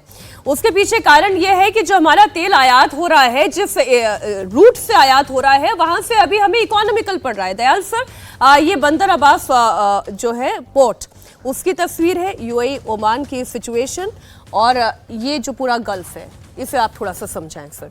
देखिए, जो स्टेट ऑफ हॉर्मूज है उसके थ्रू जो हमारा 20% ऑयल आता है, तो जो हम सऊदी अरेबिया से, यूएई से, खासकर हमारी गैस, पूरी की पूरी गैस पाइपलाइन जो है वो यहीं से, हमारी मैक्सिमम गैस जो है हमारी एलपीजी यहीं से आती है जी। तो ये हमारे लिए उस पॉइंट ऑफ व्यू से क्रिटिकल है। और ईरान से हमने मतलब जो है तेल लेना बंद किया, वो भी हमारे लिए इकोनॉमिकली ठीक नहीं था। मेरा मानना है कि भाई हमें पहले ही अमेरिका को एक मैसेजिंग दे देनी चाहिए थी कि भाई ये सैंक्शन जो हैं ये हमारी इकोनॉमिक इंटरेस्ट में नहीं है, हम इन सैंक्शंस को नहीं मानते। अब भारत इतना मजबूत है कि भारत को ऐसी सैंक्शंस की परवाह ना करते हुए अपने जो इकोनॉमिक इंटरेस्ट हैं उस पे मतलब तवज्जो देनी चाहिए। तो ये पूरा का पूरा जो स्टेट। और दूसरी बात एक देखिए ना, यहाँ पे अगर डिस्टर्बेंस होती है, 9 मिलियन लोग आपके हैं साहब, 1 करोड़ लोग आपके यहाँ काम करते हैं, सऊदी अरेबिया, यूएई, बहरीन, हर जगह 40-50 हज़ार आपके, मतलब 1 लाख के करीब इवन ईरान में भी हैं। और मैं आपको एक बताऊं, यहाँ से आप $125 बिलियन हर साल आपको रेन्यूमरेशन आते हैं। दुनिया भर के घर चलते हैं यूपी में, और इधर जहाँ से ये लोग वहाँ के हमारे वो हैं, दुनिया भर के घर इसी से चलते हैं। दुनिया भर के लोग यहाँ पे हमारे काम कर रहे हैं। तो इस पूरे एरिया में अगर डिस्टर्बेंस आती है, और मैं तो अगर ईरान को मेरी यही सलाह होगी कि स्टेट ऑफ हार्मोन्स को क्यों आप अपनी एनर्जी वेस्ट कर रहे हो। आपके पास लिमिटेड मिलिट्री पावर है, आप अपने साथियों का नुकसान करने की बजाय आप इसका स्टेट ऑफ हॉर्मूज से पहले तो अमेरिका का कोई नुकसान नहीं होने वाला, इजराइल का कोई नुकसान नहीं होने वाला उनके। और अमेरिका तो चाहता है यहाँ तेल बंद हो जाए, सब तेल उससे ले, पूरा यूरोप उससे तेल ले, तो वो तो अपने तेल की भी तो मार्केटिंग कर रहा है एक तरह से। तो फिर ईरानी संसद, मैं पहले ये खबर जरा दर्शकों को बता दूं, हम जिस विषय पर हमने चर्चा करनी शुरू की, बहल जी ने इसे इनिशिएट कर दिया। दरअसल इजराइल और ईरान युद्ध के बीच दुनिया के लिए परेशान करने वाली खबर यही है कि अमेरिका के हमले के बाद ईरान की संसद ने हॉर्मुज स्ट्रेट को बंद करने की मंजूरी दे दी है। हालांकि ईरान की सुप्रीम नेशनल सिक्योरिटी काउंसिल को इस फैसले को लागू करना अभी बाकी है, अभी केवल मंजूरी हुई है। लेकिन हॉर्मुज स्ट्रेट को बंद करने की इस आशंका को ही देखते हुए दुनिया में चिंता बढ़ी है, क्योंकि इस हिस्से से दुनिया का 20% तेल एक्सपोर्ट किया जाता है। साथ ही पूरी दुनिया में सप्लाई होने वाली 1/3 प्राकृतिक गैस यानी कि LNG भी इसी रूट से सप्लाई की जाती है। पेट्रोलियम एक्सपोर्ट करने वाले देश अपने क्रूड ऑयल का ज्यादातर एक्सपोर्ट भी इसी रूट के जरिए करते हैं। तो स्ट्रेट ऑफ हॉर्मुज यानी कि ईरान और ओमान के बीच का एक महत्वपूर्ण वो सकरा समुद्री रास्ता है जिसके बंद होने से पूरी दुनिया के लिए तेल संकट खड़ा हो सकता है। इसी रास्ते से हर महीने 3000 से भी ज्यादा तेल और गैस के जहाज गुजरते हैं। हॉर्मुज स्ट्रेट की अहमियत का अंदाजा आप इस बात से भी लगा सकते हैं कि दुनिया की कुल तेल आपूर्ति का लगभग 5वां हिस्सा इसी रास्ते से होकर गुजरता है, यानी कि हर 5 लीटर में से 1 लीटर तेल की सप्लाई इसी जगह से हो रही है। एक छोटी बात मैं ऐड करूंगा, देखिए जब रशिया से टैंकर्स आते हैं ना तो यहां से 45 डेज लेते हैं जी। अब अगर रशिया से टैंकर्स आने और अब आप देखो रेड सी में कहां से पहुंचेंगे, व्लादिवोस्टोक से अगर आएंगे तो वो तो 45 डेज नहीं, वो तो मेरे ख्याल में 95 डेज से ज्यादा हो जाएगा अगर मैं समय ज्यादा जाएगा, ईंधन ज्यादा तो जाएगा। नुकसान कितना है हमारा ना, प्राइसेस बढ़ेंगे। और आप ये कह रहे हैं कि इससे अमेरिका को कोई नुकसान नहीं होगा? कोई नुकसान नहीं अमेरिका। सवाल ये है स्ट्रेट ऑफ हॉर्मुज को लेकर के अगर सबसे ज्यादा किसी को परेशानी है तो वो चीन को है। चीन तकरीबन 90% तेल ईरान का यहां से उठाता है, यानी कि पूरी पूर्ति तेल का अगर पैसा ईरान को मिल रहा है तो वो चीन दे रहा है, क्योंकि स्ट्रेट ऑफ हॉर्मुज से तेल जा रहा है। तो ये कहना कि चीन के लिए चीन मान जाएगा ईरान के साथ जिसकी संधि है 400 अरब डॉलर 20 साल की संधि है between Iran and China. Between Iran और रूस के साथ है 300 अरब डॉलर की संधि अगले 20 साल के लिए। तो गैस का वो है, गैस की संधि, और ये तेल की संधि। तो जहां से इतना जाता है, भारत 40% तेल और 50% गैस स्ट्रेट ऑफ हॉर्मुज से आता है। तो ऐसे इसमें specially after the sanctions on Iran हम लोगों ने ऑब्वियसली अपना डाइवर्सिफिकेशन किया है। उस डाइवर्सिफिकेशन से एनर्जी पे इतना फर्क नहीं पड़ेगा, अगले 15-20 दिन 30 दिन तक भी फर्क नहीं पड़ेगा, क्योंकि हर एक देश के पास अपना रिजर्व होता है, वो रिजर्व इस्तेमाल होएगा। तो ये जहाँ तक माइनिंग का सवाल है, जो चीन अगर सोचता है कि हम उसको माइन कर देंगे, ये अपना ईरान सोचता है माइन कर देंगे, इतना आसान नहीं है। टोटल 33 किलोमीटर जो आप देख रही हैं, ये अगर 33 किलोमीटर का जो गैप है स्ट्रेट ऑफ हॉर्मुज का, उसमें ओमान भी है और उसमें ये ईरान भी है। तो इतना आसान नहीं है जितना हम लोग सोचते हैं कि माइनिंग कर देंगे। 50% ओमान का है एंड 50% ईरान का है, तो it is not so easy. दूसरी बात, चीन का इतना जबरदस्त इसके ऊपर तेल का निर्भरता है स्ट्रेट ऑफ हॉर्मुज की, क्या आपको लगता है ईरान ये करेगा? या ईरान जो और हम सोच रहे हैं मध्यस्थता करेगा कौन? चीन मध्यस्थता किस लिए करेगा? अपने स्वार्थ के लिए करेगा कि ये जो स्ट्रेट ऑफ हॉर्मुज है खुला रहे, उनको तेल मिलता रहे। अगर हम ये सोच रहे हैं कि चीन मध्यस्थता भी करे और ईरान उस स्ट्रेट ऑफ हॉर्मुज को बंद भी करे, ये हो नहीं सकता। तो ये तो सिर्फ एक थ्रेट है कि अगर आप लड़ाई जल्दी नहीं रोकते हैं तो हम स्ट्रेट ऑफ हॉर्मुज बंद कर सकते हैं। आप कह रहे हैं कि चाइना भी ये चीज नहीं चाहेगा। भारत पर अगले 20 दिनों तक इंपैक्ट भले ही ना पड़े, लेकिन अगर ये बंद हो जाता है तो आज नहीं तो कल इंपैक्ट तो पड़ेगा। अभी अभी एक धमाके की तस्वीर जो आप देख रहे हैं ये इजराइल से आई है। ये अभी अभी ये तस्वीर रिलीज की गई है। जबरदस्त इंपैक्ट इस धमाके का। ईरान ने इजराइल पर हमला तेज कर दिया है। साउथ इजराइल के कई लोकेशन को टारगेट किया गया है और ईरान ने अपनी मिसाइलें दागी है। अशदोद शहर की ये तस्वीर है। ईरान की मिसाइलों ने अशदोद शहर में तबाही मचाई है। बड़ा एक्टिव रूट ये दिखाई दे रहा है। जिस कार में ये व्यक्ति ट्रैवल कर रहा है, ऐसा लग रहा है उसी की कार के डैशबोर्ड में शायद ये तस्वीरें रिकॉर्ड हुई हैं। बड़ा भीषण हमला है, बड़ा भीषण। दत्ता सर, हमला जी बिल्कुल। देखिए, जैसा हम डिस्कस कर रहे हैं सुबह से, ईरान के पास अभी इतनी कैपेबिलिटी है कि अगर अमेरिका को अभी स्ट्राइक नहीं करता, वो इजराइल को तो दहराता जा रहा है और जलाएगा जितनी उसकी क्षमता है। और दो बातें होती हैं, एक होता है यूज देम और लूज देम। अगर आपके पास में जो असला है आज के दिन में, अगर आप उसको इस्तेमाल नहीं करेंगे तो हो सकता है कि इजराइल उसको तबाह कर दे आगे, आप उसको लॉन्च करने की काबिलियत ना रखें। इसलिए ईरान के पास जो क्षमता है, जितना दहरा सकेगा इजराइल को दहराएगा, और जितना इजराइल दहलेगा उतनी चोट अमेरिका के ऊपर भी लगेगी। क्योंकि अगर अमेरिका ये न्यूक्लियर साइट के ऊपर हमला करने के बाद भी ईरान के हमले ना रोक पाए इजराइल के ऊपर, और इजराइल की जो अपनी क्षमता है काउंटर एयर या काउंटर मिसाइल की, उनके जितने डिफेंसिव सिस्टम्स हैं वो भी सैचुरेट होते चले जा रहे हैं। उनकी जो कीमत है, लागत है, वो बढ़ती चली जा रही है। तो ये इतना वो नहीं है कि एक मिसाइल ईरान की आई और आप सस्ते में उसको रोक रहे हैं। आप भी मिलियंस ऑफ डॉलर्स की एक काउंटर मिसाइल सिस्टम इस्तेमाल कर रहे हैं, चाहे वो आपका आयरन डोम हो, डेविड स्लिंग हो, एरो हो या थार्ड हो, तो हर एक की कीमत है ना। तो एक मिसाइल को रोकने के लिए आपको 10-10, 12-12 अपनी काउंटर मिसाइल उसके ऊपर लॉन्च करनी पड़ रही हैं। तो ये एक बैटल ऑफ अट्रीशन है जो चलती रहेगी जब तक ईरान के अंदर क्षमता है। और जहाँ तक इसको अगर काबू करना है, काबू सिर्फ ये नेगोशिएशन से हो सकता है, जिसके अंदर भारत एक बहुत बड़ा रोल प्ले कर सकता है।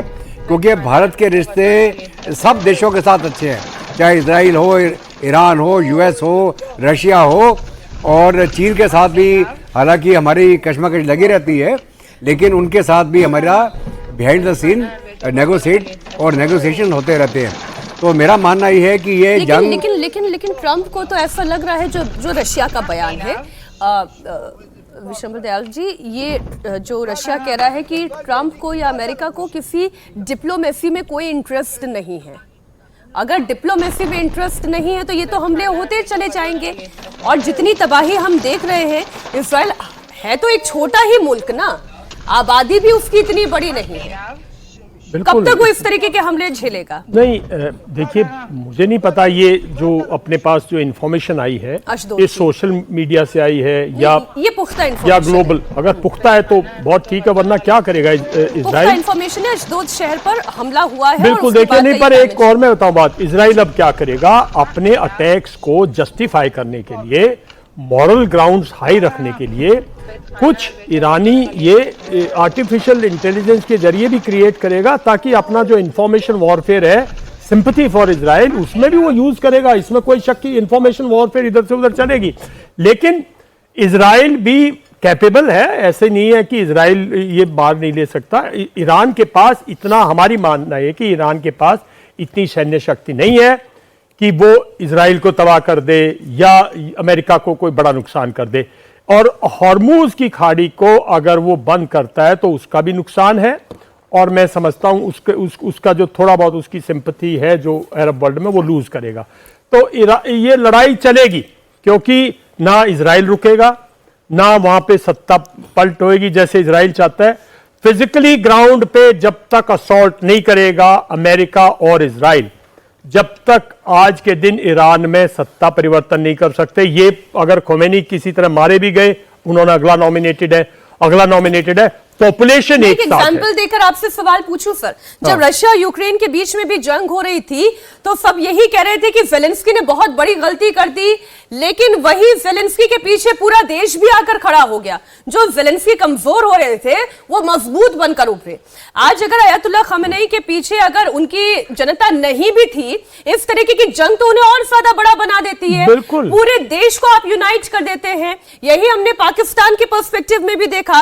कौन आसिम मुनीर, कौन उनको पूछ रहा था क्या उनकी ताकत थी? लेकिन जब भारत ने ऑपरेशन सिंदूर किया तो उन्हें भी तो फील्ड मार्शल बना दिया गया ना। देखिए, किसी भी देश पे जब आक्रमण होता है ना, और दूसरा मुल्क आक्रमण करता है, तो उस देश की जनता पहले अपनी देश की सोचती है और अपने ये इंटरनल डिफरेंसेस की नहीं सोचती। तो इजराइल अब अटैक कर रहा है, जब इजराइल पे हुआ तो जब इजराइल पे हमास ने अटैक किया 7 अक्टूबर को, तो पूरा का पूरा इजराइल एक साथ हो गया, वरना ही वाज क्वाइट अनपॉपुलर। वहां तो स्ट्रीट पे लोग नेतन्याहू के अगेंस्ट जा रखे थे। नेतन्याहू पॉलिटिकल पावर लूज करने की हालत में थे। नेतन्याहू पे केसेस चल रहे थे फ्रॉड एंड करप्शन के, तो वो देश एक हो गया, भूल भाल गया अभी। तो जब भी किसी देश पे खतरा होता है, और जहां तक जेलेंस्की की बात है, जेलेंस्की तो लाया गया था, वो जेलेंस्की बिल्कुल एंटी रशिया था शुरू से, और उसकी वो एक स्ट्रेटेजिक मूव था अमेरिका का। 4-5 साल अमेरिका में रहा है ये जेलेंस्की। उसकी तो अगर पूरी अमेरिकन सिटीजन है ये। वो अमेरिका में रहा है 4-5 साल। किसने ट्रेन किया उसके इलेक्शन में, जिन्होंने फंड किया है उनकी भी तो डिटेल्स अवेलेबल है ना। उसको जब बना पहले प्रेसिडेंट था, इलेक्टेड प्रेसिडेंट था, उसे छोड़ के भागना पड़ा यूक्रेन से।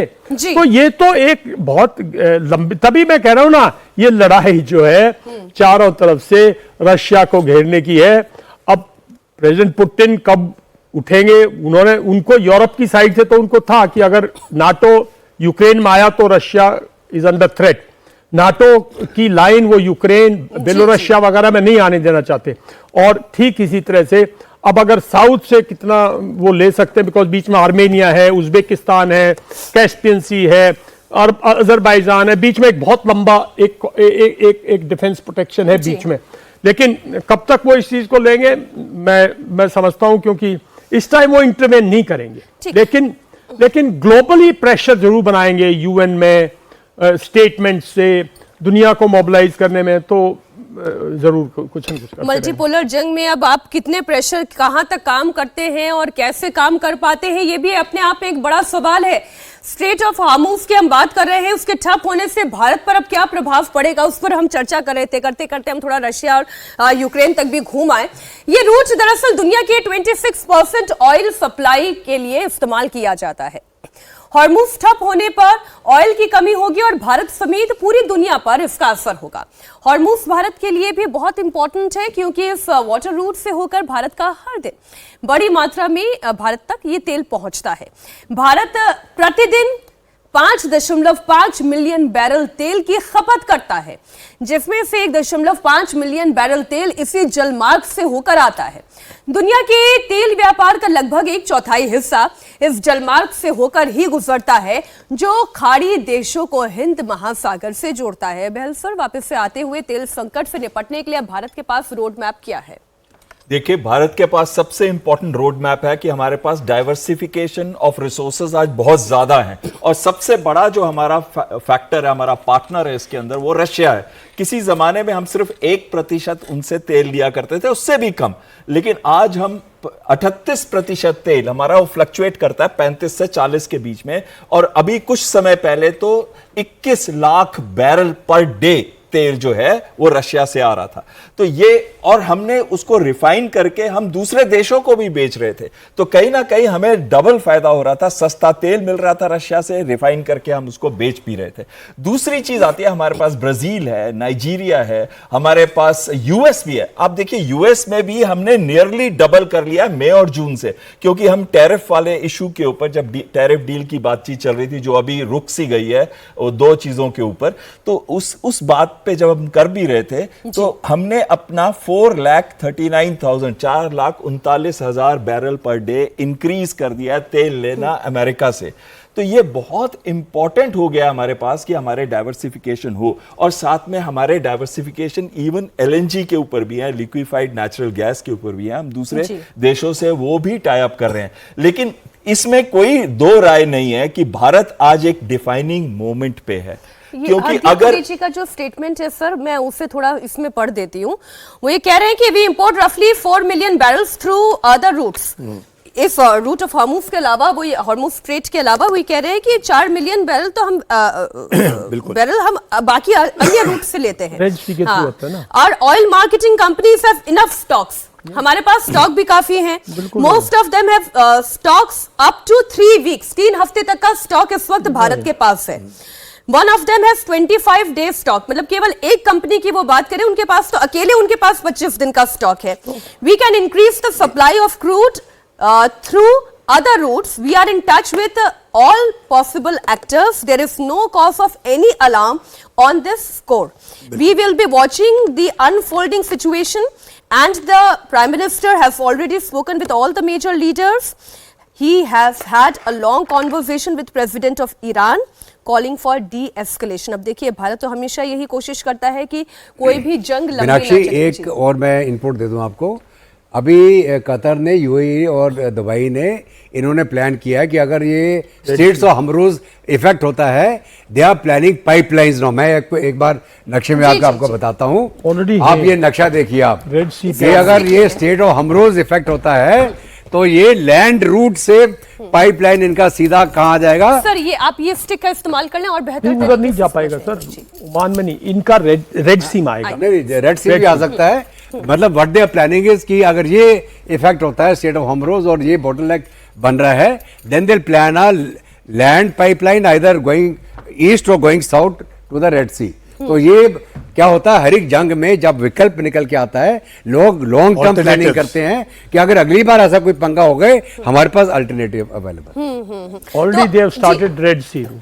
हाँ, आप इसमें कुछ ऐड नहीं, मैं ये कह रहा था वो बिकॉज यू सी ये जो ओमान है ना, यही तो हाउतीज का तो यही जो सऊदी अरेबिया यूएई का ओमान के साथ 36 का आंकड़ा, वो तो यही बॉर्डर है ना, तो बहुत नैरो उनके पास स्कोप रहता है। तो जितनी ये कंट्रीज हैं सब रेड सी पे बहुत डेवलपमेंट चल रही है, और हाउतीज भी रेड सी पे कंसंट्रेट करें, बिकॉज रेड सी पे अभी सऊदी अरेबिया और ये ट्राई सिटी कंट्रीज, तीनों कंट्री मिलके जॉर्डन, इजिप्ट, एक सिटी बना रहे हैं वहां पे।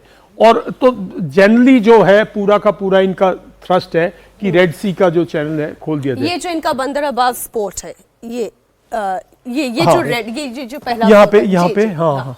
नहीं, ये तो देखिए, ये तो यहाँ पे जाके कुवैत के बाद ये ब्लॉक हो गया ना, ये तो सारा का सारा पूरा का पूरा इफेक्ट करता है।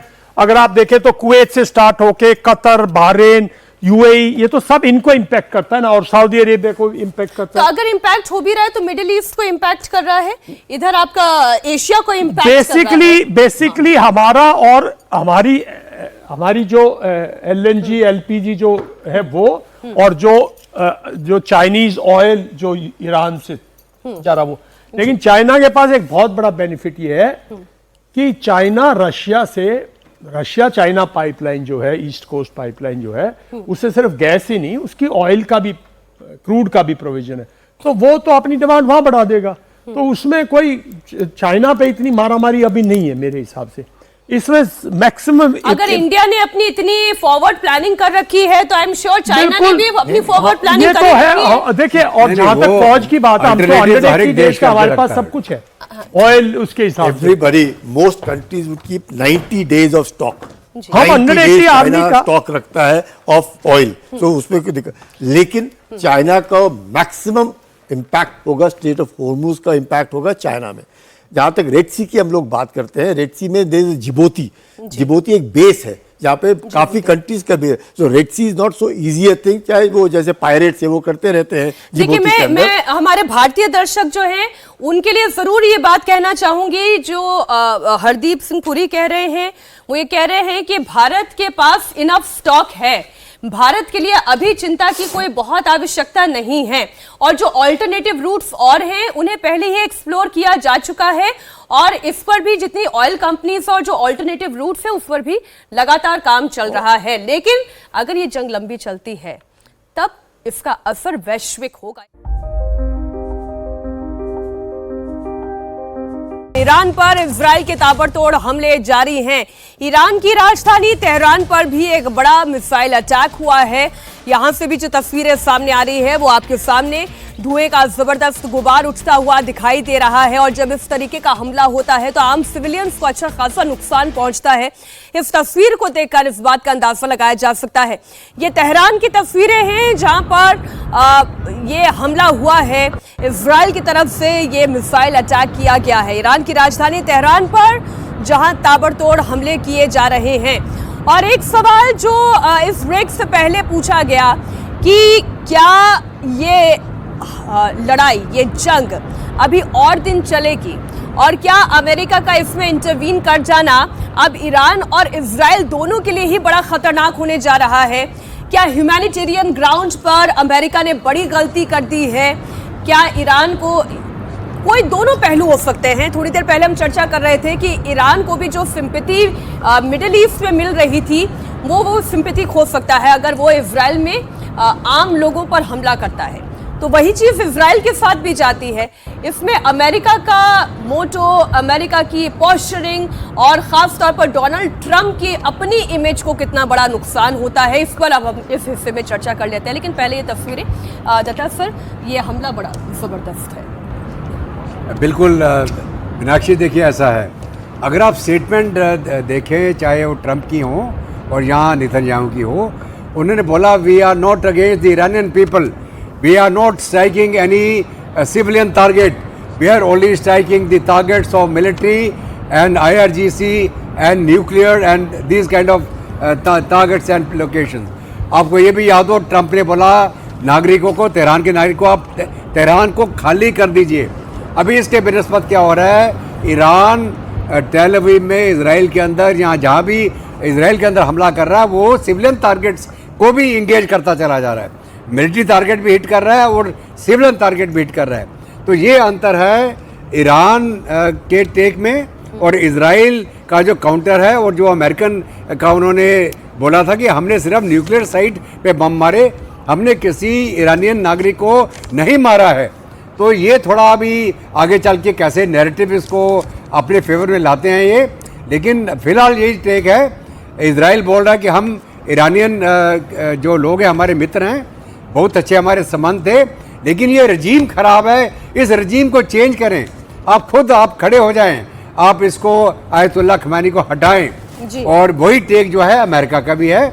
और अभी देखना पड़ेगा कि क्या ईरान की पब्लिक ये मानती है कि आयतुल्लाह खमैनी उनके लिए ठीक है या खराब है, और उसको हटाने की चेष्टा करते हैं, या जो ये कॉल है इजराइल और अमेरिका के द्वारा वो ईरानियन पीपल नकारा कर देंगे और अपने देश के लिए खड़े रहेंगे। कोई भी हमला जब होता है, ये केवल कहने की बातें होती हैं बेहल सर कि इसमें सिविलियंस को टारगेट नहीं किया जा रहा है। शहरों में रहता कौन है? तेहरान में कौन रह रहा है? अशदोद में इजराइल में कौन रह रहा है? या तेल अवीव में कौन रह रहा है? अब नॉर्मल पीपल ही तो रह रहे हैं, कॉमनर्स रह रहे हैं, या फौजी रह रहे हैं, या मिलिट्री इंस्टॉलेशंस बने हुए हैं। देखिए, इसमें कोई शक की बात नहीं है कि कोई भी लड़ाई जो है उसका विनाश जो है वो लोगों पर पहुंचता है, आम जनता उससे सफ़र करती है। जो दुनिया में जो लोग हैं वो सफ़र करते हैं, वो इंफ्रास्ट्रक्चर जो वो यूज़ करते हैं वो सफ़र करते हैं। तो फौजें लड़ती हैं, फौजों का नुकसान होता है, लेकिन ये हो ही नहीं सकता। अब इजराइल में देखिए, इजराइल ने जब अटैक किया ईरान पे, तो जितने भी लोग हैं उसमें, गाजा में देखिए, इजराइल में देखिए जब हमास ने अटैक किया, तो इसमें कोई शक की बात नहीं है कि ये एक फसाड है कि हम सिर्फ जो है, हम तो we are only targeting nuclear sites. अगर न्यूक्लियर साइट्स टारगेट कर रहे थे तो कल सुबह सीज फायर डिक्लेयर कर देते और बोलते ईरान को कि भाई हमने करना था कर दिया, सीज फायर हम नहीं फायर करेंगे। मैं नहीं समझता ईरान में इतनी दमखम है कि वो उसके बाद कुछ करता।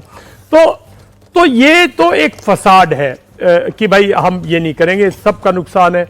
यूक्रेन में भी नुकसान हुआ है, रशिया में भी नुकसान हुआ है, यूगोस्लाविया में जितना जब ब्रेकअप हुआ, कोसोवा, सर्बिया, हर जगह नुकसान हुआ, हर जगह कहाँ नहीं नुकसान हुआ सिविलियंस का। इराक में सिविल पॉपुलेशन सबसे ज़्यादा इफेक्ट होती है। तो ईरान में सिविल पॉपुलेशन पर अत्याचार नहीं होगा, या उनके हॉस्पिटल्स डिस्ट्रॉय नहीं होंगे, या उनके कम्युनिकेशन सिस्टम डिस्ट्रॉय नहीं होंगे, उनके पावर हाउसेज डिस्ट्रॉय नहीं होंगे, उनका इकोनॉमिक स्ट्रक्चर डिस्ट्रॉय नहीं होगा। ये गलत है, ये गलत दलील है। आप साहब खुल के लड़ रहे हो, दबादब मारे जा रहे हो और बातें दिखाई दे रहा है, और ये तस्वीरों में कैद हो रहा है। बहल सर, ये जिस तरीके के मिसाइलों का इस्तेमाल इस वक्त इजराइल ईरान के ऊपर कर रहा है, या ईरान इजराइल पर कर रहा है, इस पर आप थोड़ा सा ब्रीफ अगर दे पाए। देखिए, सबसे पहले क्या मैं पिछले क्वेश्चन को थोड़ा सा आंसर कर सकता हूँ? देखिए, ईरान के 920 लोग जो आज सुबह तक की काउंट थी मारे जा चुके हैं, और इजराइल के कितने मारे गए? शायद 20 से 40। 20 से 40 इसलिए कह रहा हूं कि एग्जैक्ट फिगर बताई नहीं गई। लेकिन ये इतना डिफरेंस क्यों है? अगर हम कह रहे हैं कि ईरान ह्यूमैनिटेरियन प्रिंसिपल्स को फॉलो नहीं कर रहा, तो फिर क्या इजराइल ने जो इतने सारे मारे, 920 में से मैं कहूं कि 200 के करीब अगर वो उनके आर्म्ड फोर्सेस के हैं, तो 720 तो मारे हैं सिविलियंस इजराइल ने। और इजराइल ने कितने सिविलियंस मारे हैं गाजा के अंदर? 55,000 सिविलियन मारे हैं। ये तो ऑफिशियल फिगर है, अनऑफिशियल फिगर कहती है इससे 3 या 4 गुना ज्यादा मारे हैं। एड लेने के लिए आते हैं, उन पे स्प्रे कर रहे हैं गन्स, रोज 60-70 लोग मर रहे हैं, उनको भूखा मार रहे हैं, 20 लाख लोगों को भूखा मार रहे हैं। और उनसे जब पूछा जाता है तो कहते हैं इसमें से कुछ हमस वाले भी होंगे, और जो छोटे बच्चे हैं वो आगे जाके बन के वो हमस के आतंकवादी बन जाएंगे। अरे एक दिन का बच्चा आज पैदा हुआ है, वो आतंकवादी बनेगा इसलिए आज ही मार दोगे आप उसको? ये किस तरह का लॉजिक है? ये मुझे समझ नहीं आता कि हमारे अंदर क्या ह्यूमैनिटेरियन वैल्यूज खत्म हो चुके हैं। हम जब भी बात आती है इजराइल की या यूएस की तो हम कहते हैं कि उनका कोलेटरल डैमेज है। जब भी बात आती है ईरान की तो हम कहते हैं वो जान के मार रहे हैं। अरे उनके जो मिसाइल सिस्टम्स है, जो आपने दूसरा क्वेश्चन पूछा था, वो मिसाइल सिस्टम्स उतने एक्यूरेट नहीं है जितने अमेरिकन सिस्टम्स एक्यूरेट हैं। दूसरा, जीपीएस के ऊपर जैमिंग की जा रही है। और तीसरा है कि जब ये मनूवर करती है मिसाइल, जो कि अब ये यूज कर रहे हैं, और मल्टीपल वॉरहेड्स हैं, तो वो एक एरिया टारगेट की तरह है, और वो गिरते भी हैं तो सिविलियन एरियाज में गिरते हैं, और उस पे डेथ्स कितनी हो रही है ये देखिए, डेथ्स उतनी नहीं हो रही। सही आंकड़ा तो कोई बताता नहीं है सर। मैं एक और बड़ी खबर के साथ फिर कुलकर्णी सर आपके पास आ रही हूं। ईरान और इजराइल वॉर में अमेरिका की एंट्री का दुनिया भर में विरोध शुरू हो गया है। तेहरान से कराची तक और पेरिस से ग्रीस तक और ट्रंप के एक्शन का विरोध हो रहा है। लोग बड़ी संख्या में सड़कों पर उतर रहे हैं। अमेरिका के खिलाफ जमकर नारेबाजी हो रही है। ट्रंप के पोस्टर्स भी जलाए जा रहे हैं। लोगों का कहना है कि ईरान के न्यूक्लियर साइट्स पर अमेरिका ने जो हमला किया वो पूरी तरह से गलत है। अमेरिका की वजह से ही दुनिया भर में युद्ध का माहौल बना हुआ है, जो पूरी दुनिया के लिए खतरे की घंटी है। अब ये तस्वीरें आप देखिए, ये with in America, European countries में अलग। देखिए, ईरान में प्रदर्शन हो समझ में आता है, वहां पर तो होना ही है, लेकिन ईरान के अलावा अगर अन्य शहरों में ये प्रदर्शन हो, अन्य देशों में ये प्रदर्शन और खुद अमेरिका में भी प्रदर्शन हो, तो कुलकर्णी सर, ये ट्रंप की इमेज को नुकसान पहुंचा रहा है। इससे पहले कि मैं इस सवाल का जवाब दूं कि क्यों इजराइल के अंदर लोग कम मर रहे हैं और ईरान में क्यों ज़्यादा मर रहे हैं, क्योंकि इजराइल के अंदर सारे घर जो बनाए जाते हैं उनमें अंडरग्राउंड शेल्टर्स होते हैं, और उन underground shelters is a mandatory condition. वो घर बन नहीं सकता इजराइल के अंदर जब तक उसका अंडरग्राउंड शेल्टर नहीं है। तो जब भी इस तरह के हमले होते हैं, ऑब्वियसली 2000 किलोमीटर की दूरी से आपके ऊपर मिसाइल और ड्रोन आ रहा है, उसका इंडिकेशन इजराइल पहले ही अपने आवासियों को देता है ये इस तरह आ रहा है, तो सारे के सारे अंडरग्राउंड शेल्टर में चले जाते हैं। तो बहुत यही एक बड़ा कारण है कि क्यों सिर्फ 28 या 24 लोग इजराइल में, और ये ही जो हम ईरान में देखते हैं इस तरह के अंडरग्राउंड शेल्टर्स नहीं बने हुए। अर्ली वार्निंग नहीं मिलती। बिल्कुल, क्योंकि Iran is not geared for that kind of war. Israel को हर हमेशा लड़ाई का माहौल देखना पड़ता है। इसलिए अब सवाल है, ट्रंप जो है, इनके बरखिलाफ इस तरह की जो आवाज पूरे विश्व में उठ रही है, ये एक नॉर्मल है कि कभी भी किसी को भी लगेगा कि ये जो अमेरिका है दादागिरी कर रहा है, अमेरिका जो है वो हर हमेशा माइट इज राइट के ऊपर जा रहा है, अमेरिका जो है वो कोशिश कर रहा है कि जो वो कर रहा है वो बिल्कुल ठीक कर रहा है। देखिएगा, मकसद एक ही है। ये जितने भी प्रोटेस्ट है पैलेस्टीन के साथ जो अमेरिका के बीच में, आपने देखा कि ट्रंप एडमिनिस्ट्रेशन के आने के बाद उन्होंने किस तरीके से अपने यूनिवर्सिटीज़ में भी कहा है कि अगर आप यहूदियों के बरखिलाफ बात करेंगे, फ़लस्तीनियों के लिए बात करेंगे, तो आपको अमेरिका छोड़ना पड़ेगा, और आपके जो बच्चे उधर पढ़ने के लिए आए हैं, ना कि इस तरह की पॉलिटिकल डिबेट्स के लिए अमेरिका के अंदर घुसे हैं। तो वो देखना, तो अमेरिका के बरखिलाफ इस तरह की आवाज़ हर हमेशा इसमें underdogs, who are the underdogs in these two underdogs are the Iranians. Iranians को सबसे ज़्यादा नुकसान हो रहा है। Iranians are isolated, Iranians are feeling the heat, but Israelis are feeling the heat also. ऐसे नहीं कि Israelis are not feeling, Iranians are feeling the heat, Iranians are feeling isolated. सब कोई सहानुभूति दे रहे हैं, सब कोई उनके साथ खड़े हैं, पर खड़ा तो कोई भी नहीं है। लड़ाई तो और इरानियन खुद ही अपनी लड़ाई लड़ रहे हैं। पर ईरानियंस जो भी कुछ आज की तारीख में कर रहे हैं उसके जिम्मेदार वो भी कई हद तक हैं। मैं बार बार शुरू से बोल रहा हूं कि ईरानियंस भी दूध के धुले नहीं हैं। उन्होंने भी आज ये जो हालात विश्व में हुई है उसके जिम्मेदार कुछ हद तक वो भी हैं, चाहे उनकी आइडियोलॉजी अलग हो, उनकी सोच अलग हो, वो फिलिस्तीनियों के लिए खड़े हो जो जैसे भी है। लेकिन अगर वो आपके घर के दोनों दरवाजों के बाहर एक तरफ हमास और एक तरफ हिजबुल्लाह ला के खड़ा कर दे और आपको घर के बाहर ना आने दे और कहे कि अब मैं ये मेरे आदमी नहीं है, ये तो हमास है, ये तो हिजबुल्लाह है, कोई मानेगा? कोई विश्व में आज कह रहा है कि हमने हमास को पैसा दिया, सिर्फ ईरान ने दिया। कोई ये क्या है, हमास जबकि सुन्नी है, ये शिया है, उसके बावजूद भी उन्होंने हमास का साथ दिया है। हिजबुल्लाह शिया है, तब भी उन्होंने उसका तो साथ देना मानता है। हुदी शिया है, चलो मानते हैं हम कि साथ दिया है। इराक मैक्सिमम शिया है, उनके साथ दे रहे मानते हैं हम। अजरबैजान शिया है, मानते हैं हम, उनके साथ दे रहे हैं ये। लेकिन इस पूरे इसमें जब आप के खुद की जो अस्तित्व की लड़ाई है, उस अस्तित्व की लड़ाई के बीच में ईरान, तो आप देखें कि इजराइल के लिए तो फिर सबसे बड़ा संकट है। वो जो एक बड़ी खबर मुझे लेनी है सर, ईरान के परमाणु ठिकानों पर अमेरिकी सेना के हमले के बाद अमेरिका के अंदर भी ट्रंप की खिलाफत शुरू हो गई है। पूरे अमेरिका में ट्रंप के खिलाफ विरोध प्रदर्शन शुरू हो गए हैं। जो खिलाफत कर रहे हैं वो अब सड़कों पर उतरकर विरोध प्रदर्शन कर रहे हैं। व्हाइट हाउस के बाहर और न्यूयॉर्क जैसे प्रमुख शहरों में ट्रंप के खिलाफ लोगों में बहुत गुस्सा देखने को मिल रहा है। हजारों की संख्या में लोग सड़कों पर उतर रहे हैं, जिन्हें कंट्रोल करने में सुरक्षा कर्मियों को भी बड़ी मशक्कत करनी पड़ी है। Stop the war on Iran, Trump is a war criminal. Datta sir, Trump is a war criminal, बड़ा बड़ा बोल्ड लेटर्स अक्षरों में लिखा हुआ है। बिल्कुल, देखिए ऐसा है क्या है, अरब वर्ल्ड में तो ये कुछ कर नहीं सकते, अरब वर्ल्ड में तो ये डेमोन्स्ट्रेट नहीं कर सकते। ये सारे के सारे यूरोप में डेमोन्स्ट्रेट करते हैं अपनी अरब वर्ल्ड। जितना I would not like to make it religious, जितना इस्लाम मुस्लिम लोग जितने यूरोप में और अमेरिका में हैं वो एक साथ हैं इस मुद्दे पर। वो सारे के सारे खिलाफत करते हैं कि आप ईरान को, तो ये तो बैक होम मैसेज है सऊदी अरेबियन को, सबको मैसेज है ये। एक तो बात ये, दूसरी बात ये सर देखिए, अजरबैजान और इसका तो 36 का आंकड़ा ईरान का तो, बिकॉज वो तो अजरबैजान का मददगार तो टर्की है, अजरबैजान एंड टर्की एक्सिस है, और ये तो आर्मेनिया के साथ वो है। तो ये ज्यादा सिया सुन्नी का वो मुद्दा अभी ईरान के अंदर भी पाकिस्तान के खिलाफ एक आवाज उठने लगी, बहुत तगड़ी आवाज है पाकिस्तान के खिलाफ।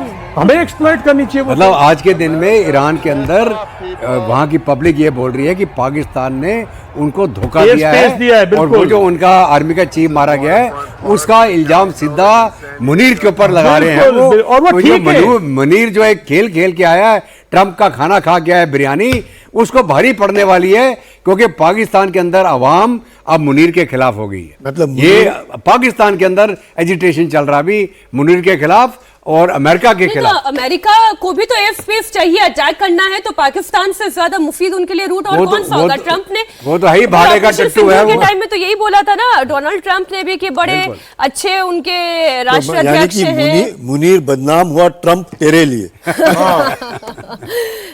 दत्ता सर, आप इससे थोड़ा और इलैबोरेट करें, ट्रंप की इमेज के लिए कितना नुकसानदायक है ये वॉर, और दूसरा आप इसमें जो पाकिस्तान के रोल। देखिए, ट्रंप एक नोबेल प्राइज फॉर पीस जीतना चाहते हैं, नॉमिनेट होना चाहते हैं, दुनिया को बताना चाहते हैं कि मैं तो पीस ला रहा हूं, मैंने रशिया यूक्रेन के अंदर किया और मैंने भारत के साथ भी करवा दिया पाकिस्तान का। 2 न्यूक्लियर पावर थे, बहुत बड़ी जंग होने वाली थी, लेकिन हमारे प्रधानमंत्री ने बोल दिया भाई साहब इतना तो झूठ मत बोलिए आप, हमारी ऐसी कोई बात नहीं हुई, कोई चर्चा नहीं हुई।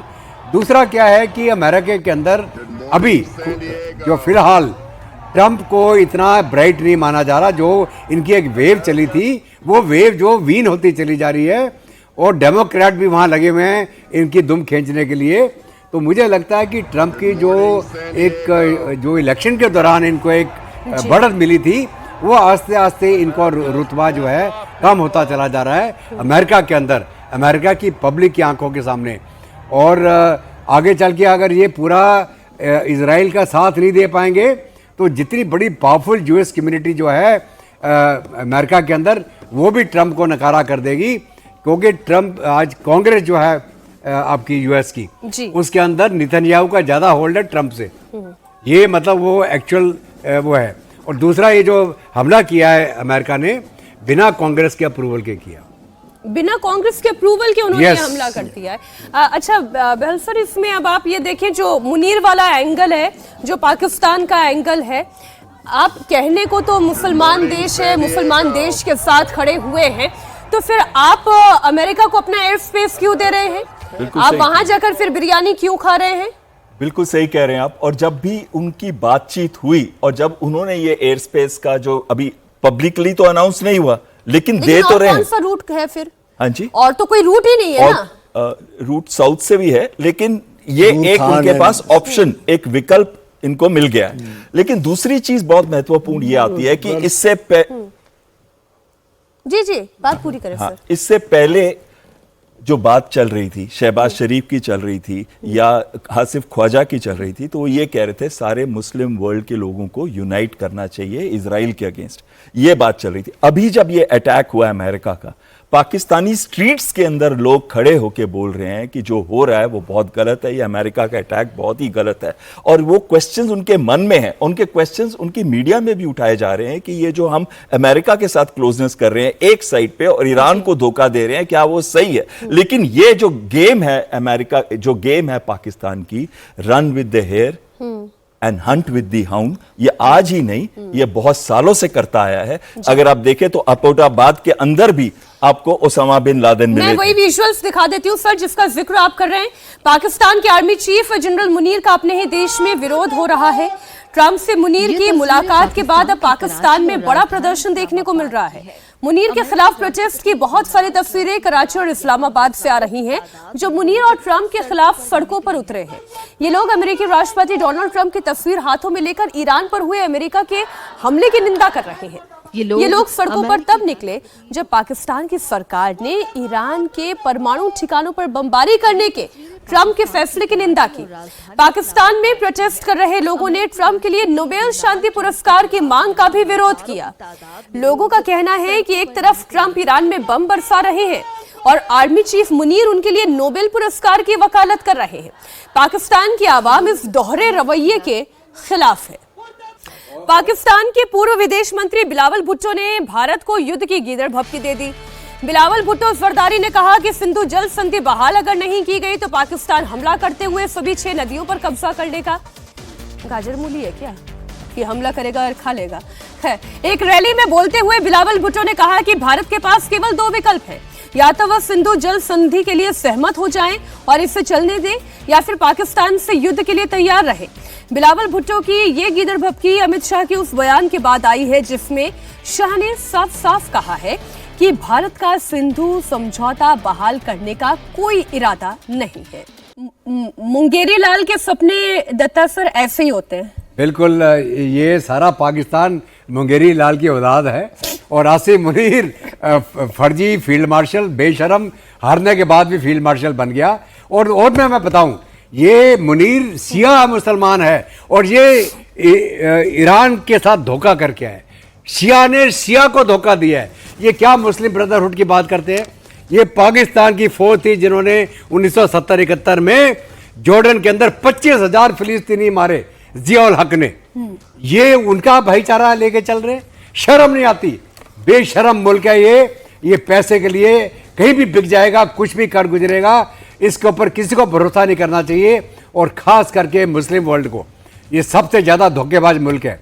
तो अगर आप कहीं समझ रहे हो कि ये मुस्लिम देश है, बिल्कुल नहीं है। ये बिकाऊ है, आपको बेच के खा जाएगा, आपको दिखाएगा कुछ और मारेगा कहीं और से। कुलकर्णी जी, पाकिस्तान अभी कैच 22 सिचुएशन में है, क्योंकि आसिफ मुनीर को तो बुलाया अमेरिका ने, और अमेरिका में जाकर के उन्होंने एक तरीके से प्रस्ताव रखा कि हम ट्रंप के नोबेल प्राइज़ के स्पॉन्सर करते हैं, नॉमिनेट करते हैं ट्रंप को। मुझे लगता है वही हुआ, क्या कहते रहते हैं ना कि मुनीर बदनाम हुआ, ट्रंप तेरे लिए। मुनीर भी बदनाम हो गए, भुट्टो साहब भी जो है अब वो यूं ही भुट्टो- खामखा गीदड़ भपकियां दे रहे हैं। जब लड़ने का समय था तब तो सीज फायर चिल्ला रहे थे, और अब ये कह रहे हैं कि सिंधु जल समझौते को एक बार फिर से बहाल कर दे, वरना आप जंग लड़के देख लीजिए फिर से आपका हाल क्या होगा। वो भारतीय एयरफोर्स, भारतीय नेवी, भारतीय आर्म्ड फोर्सेस आपको बता देगी, भारतीय ब्रह्मोस बता देगा। आज की वॉर रूम में चर्चा बस इतनी। बहुत शुक्रिया बहल सर, दयाल सर, कुलकर्णी जी, दत्ता जी हमारे साथ जुड़ने के लिए।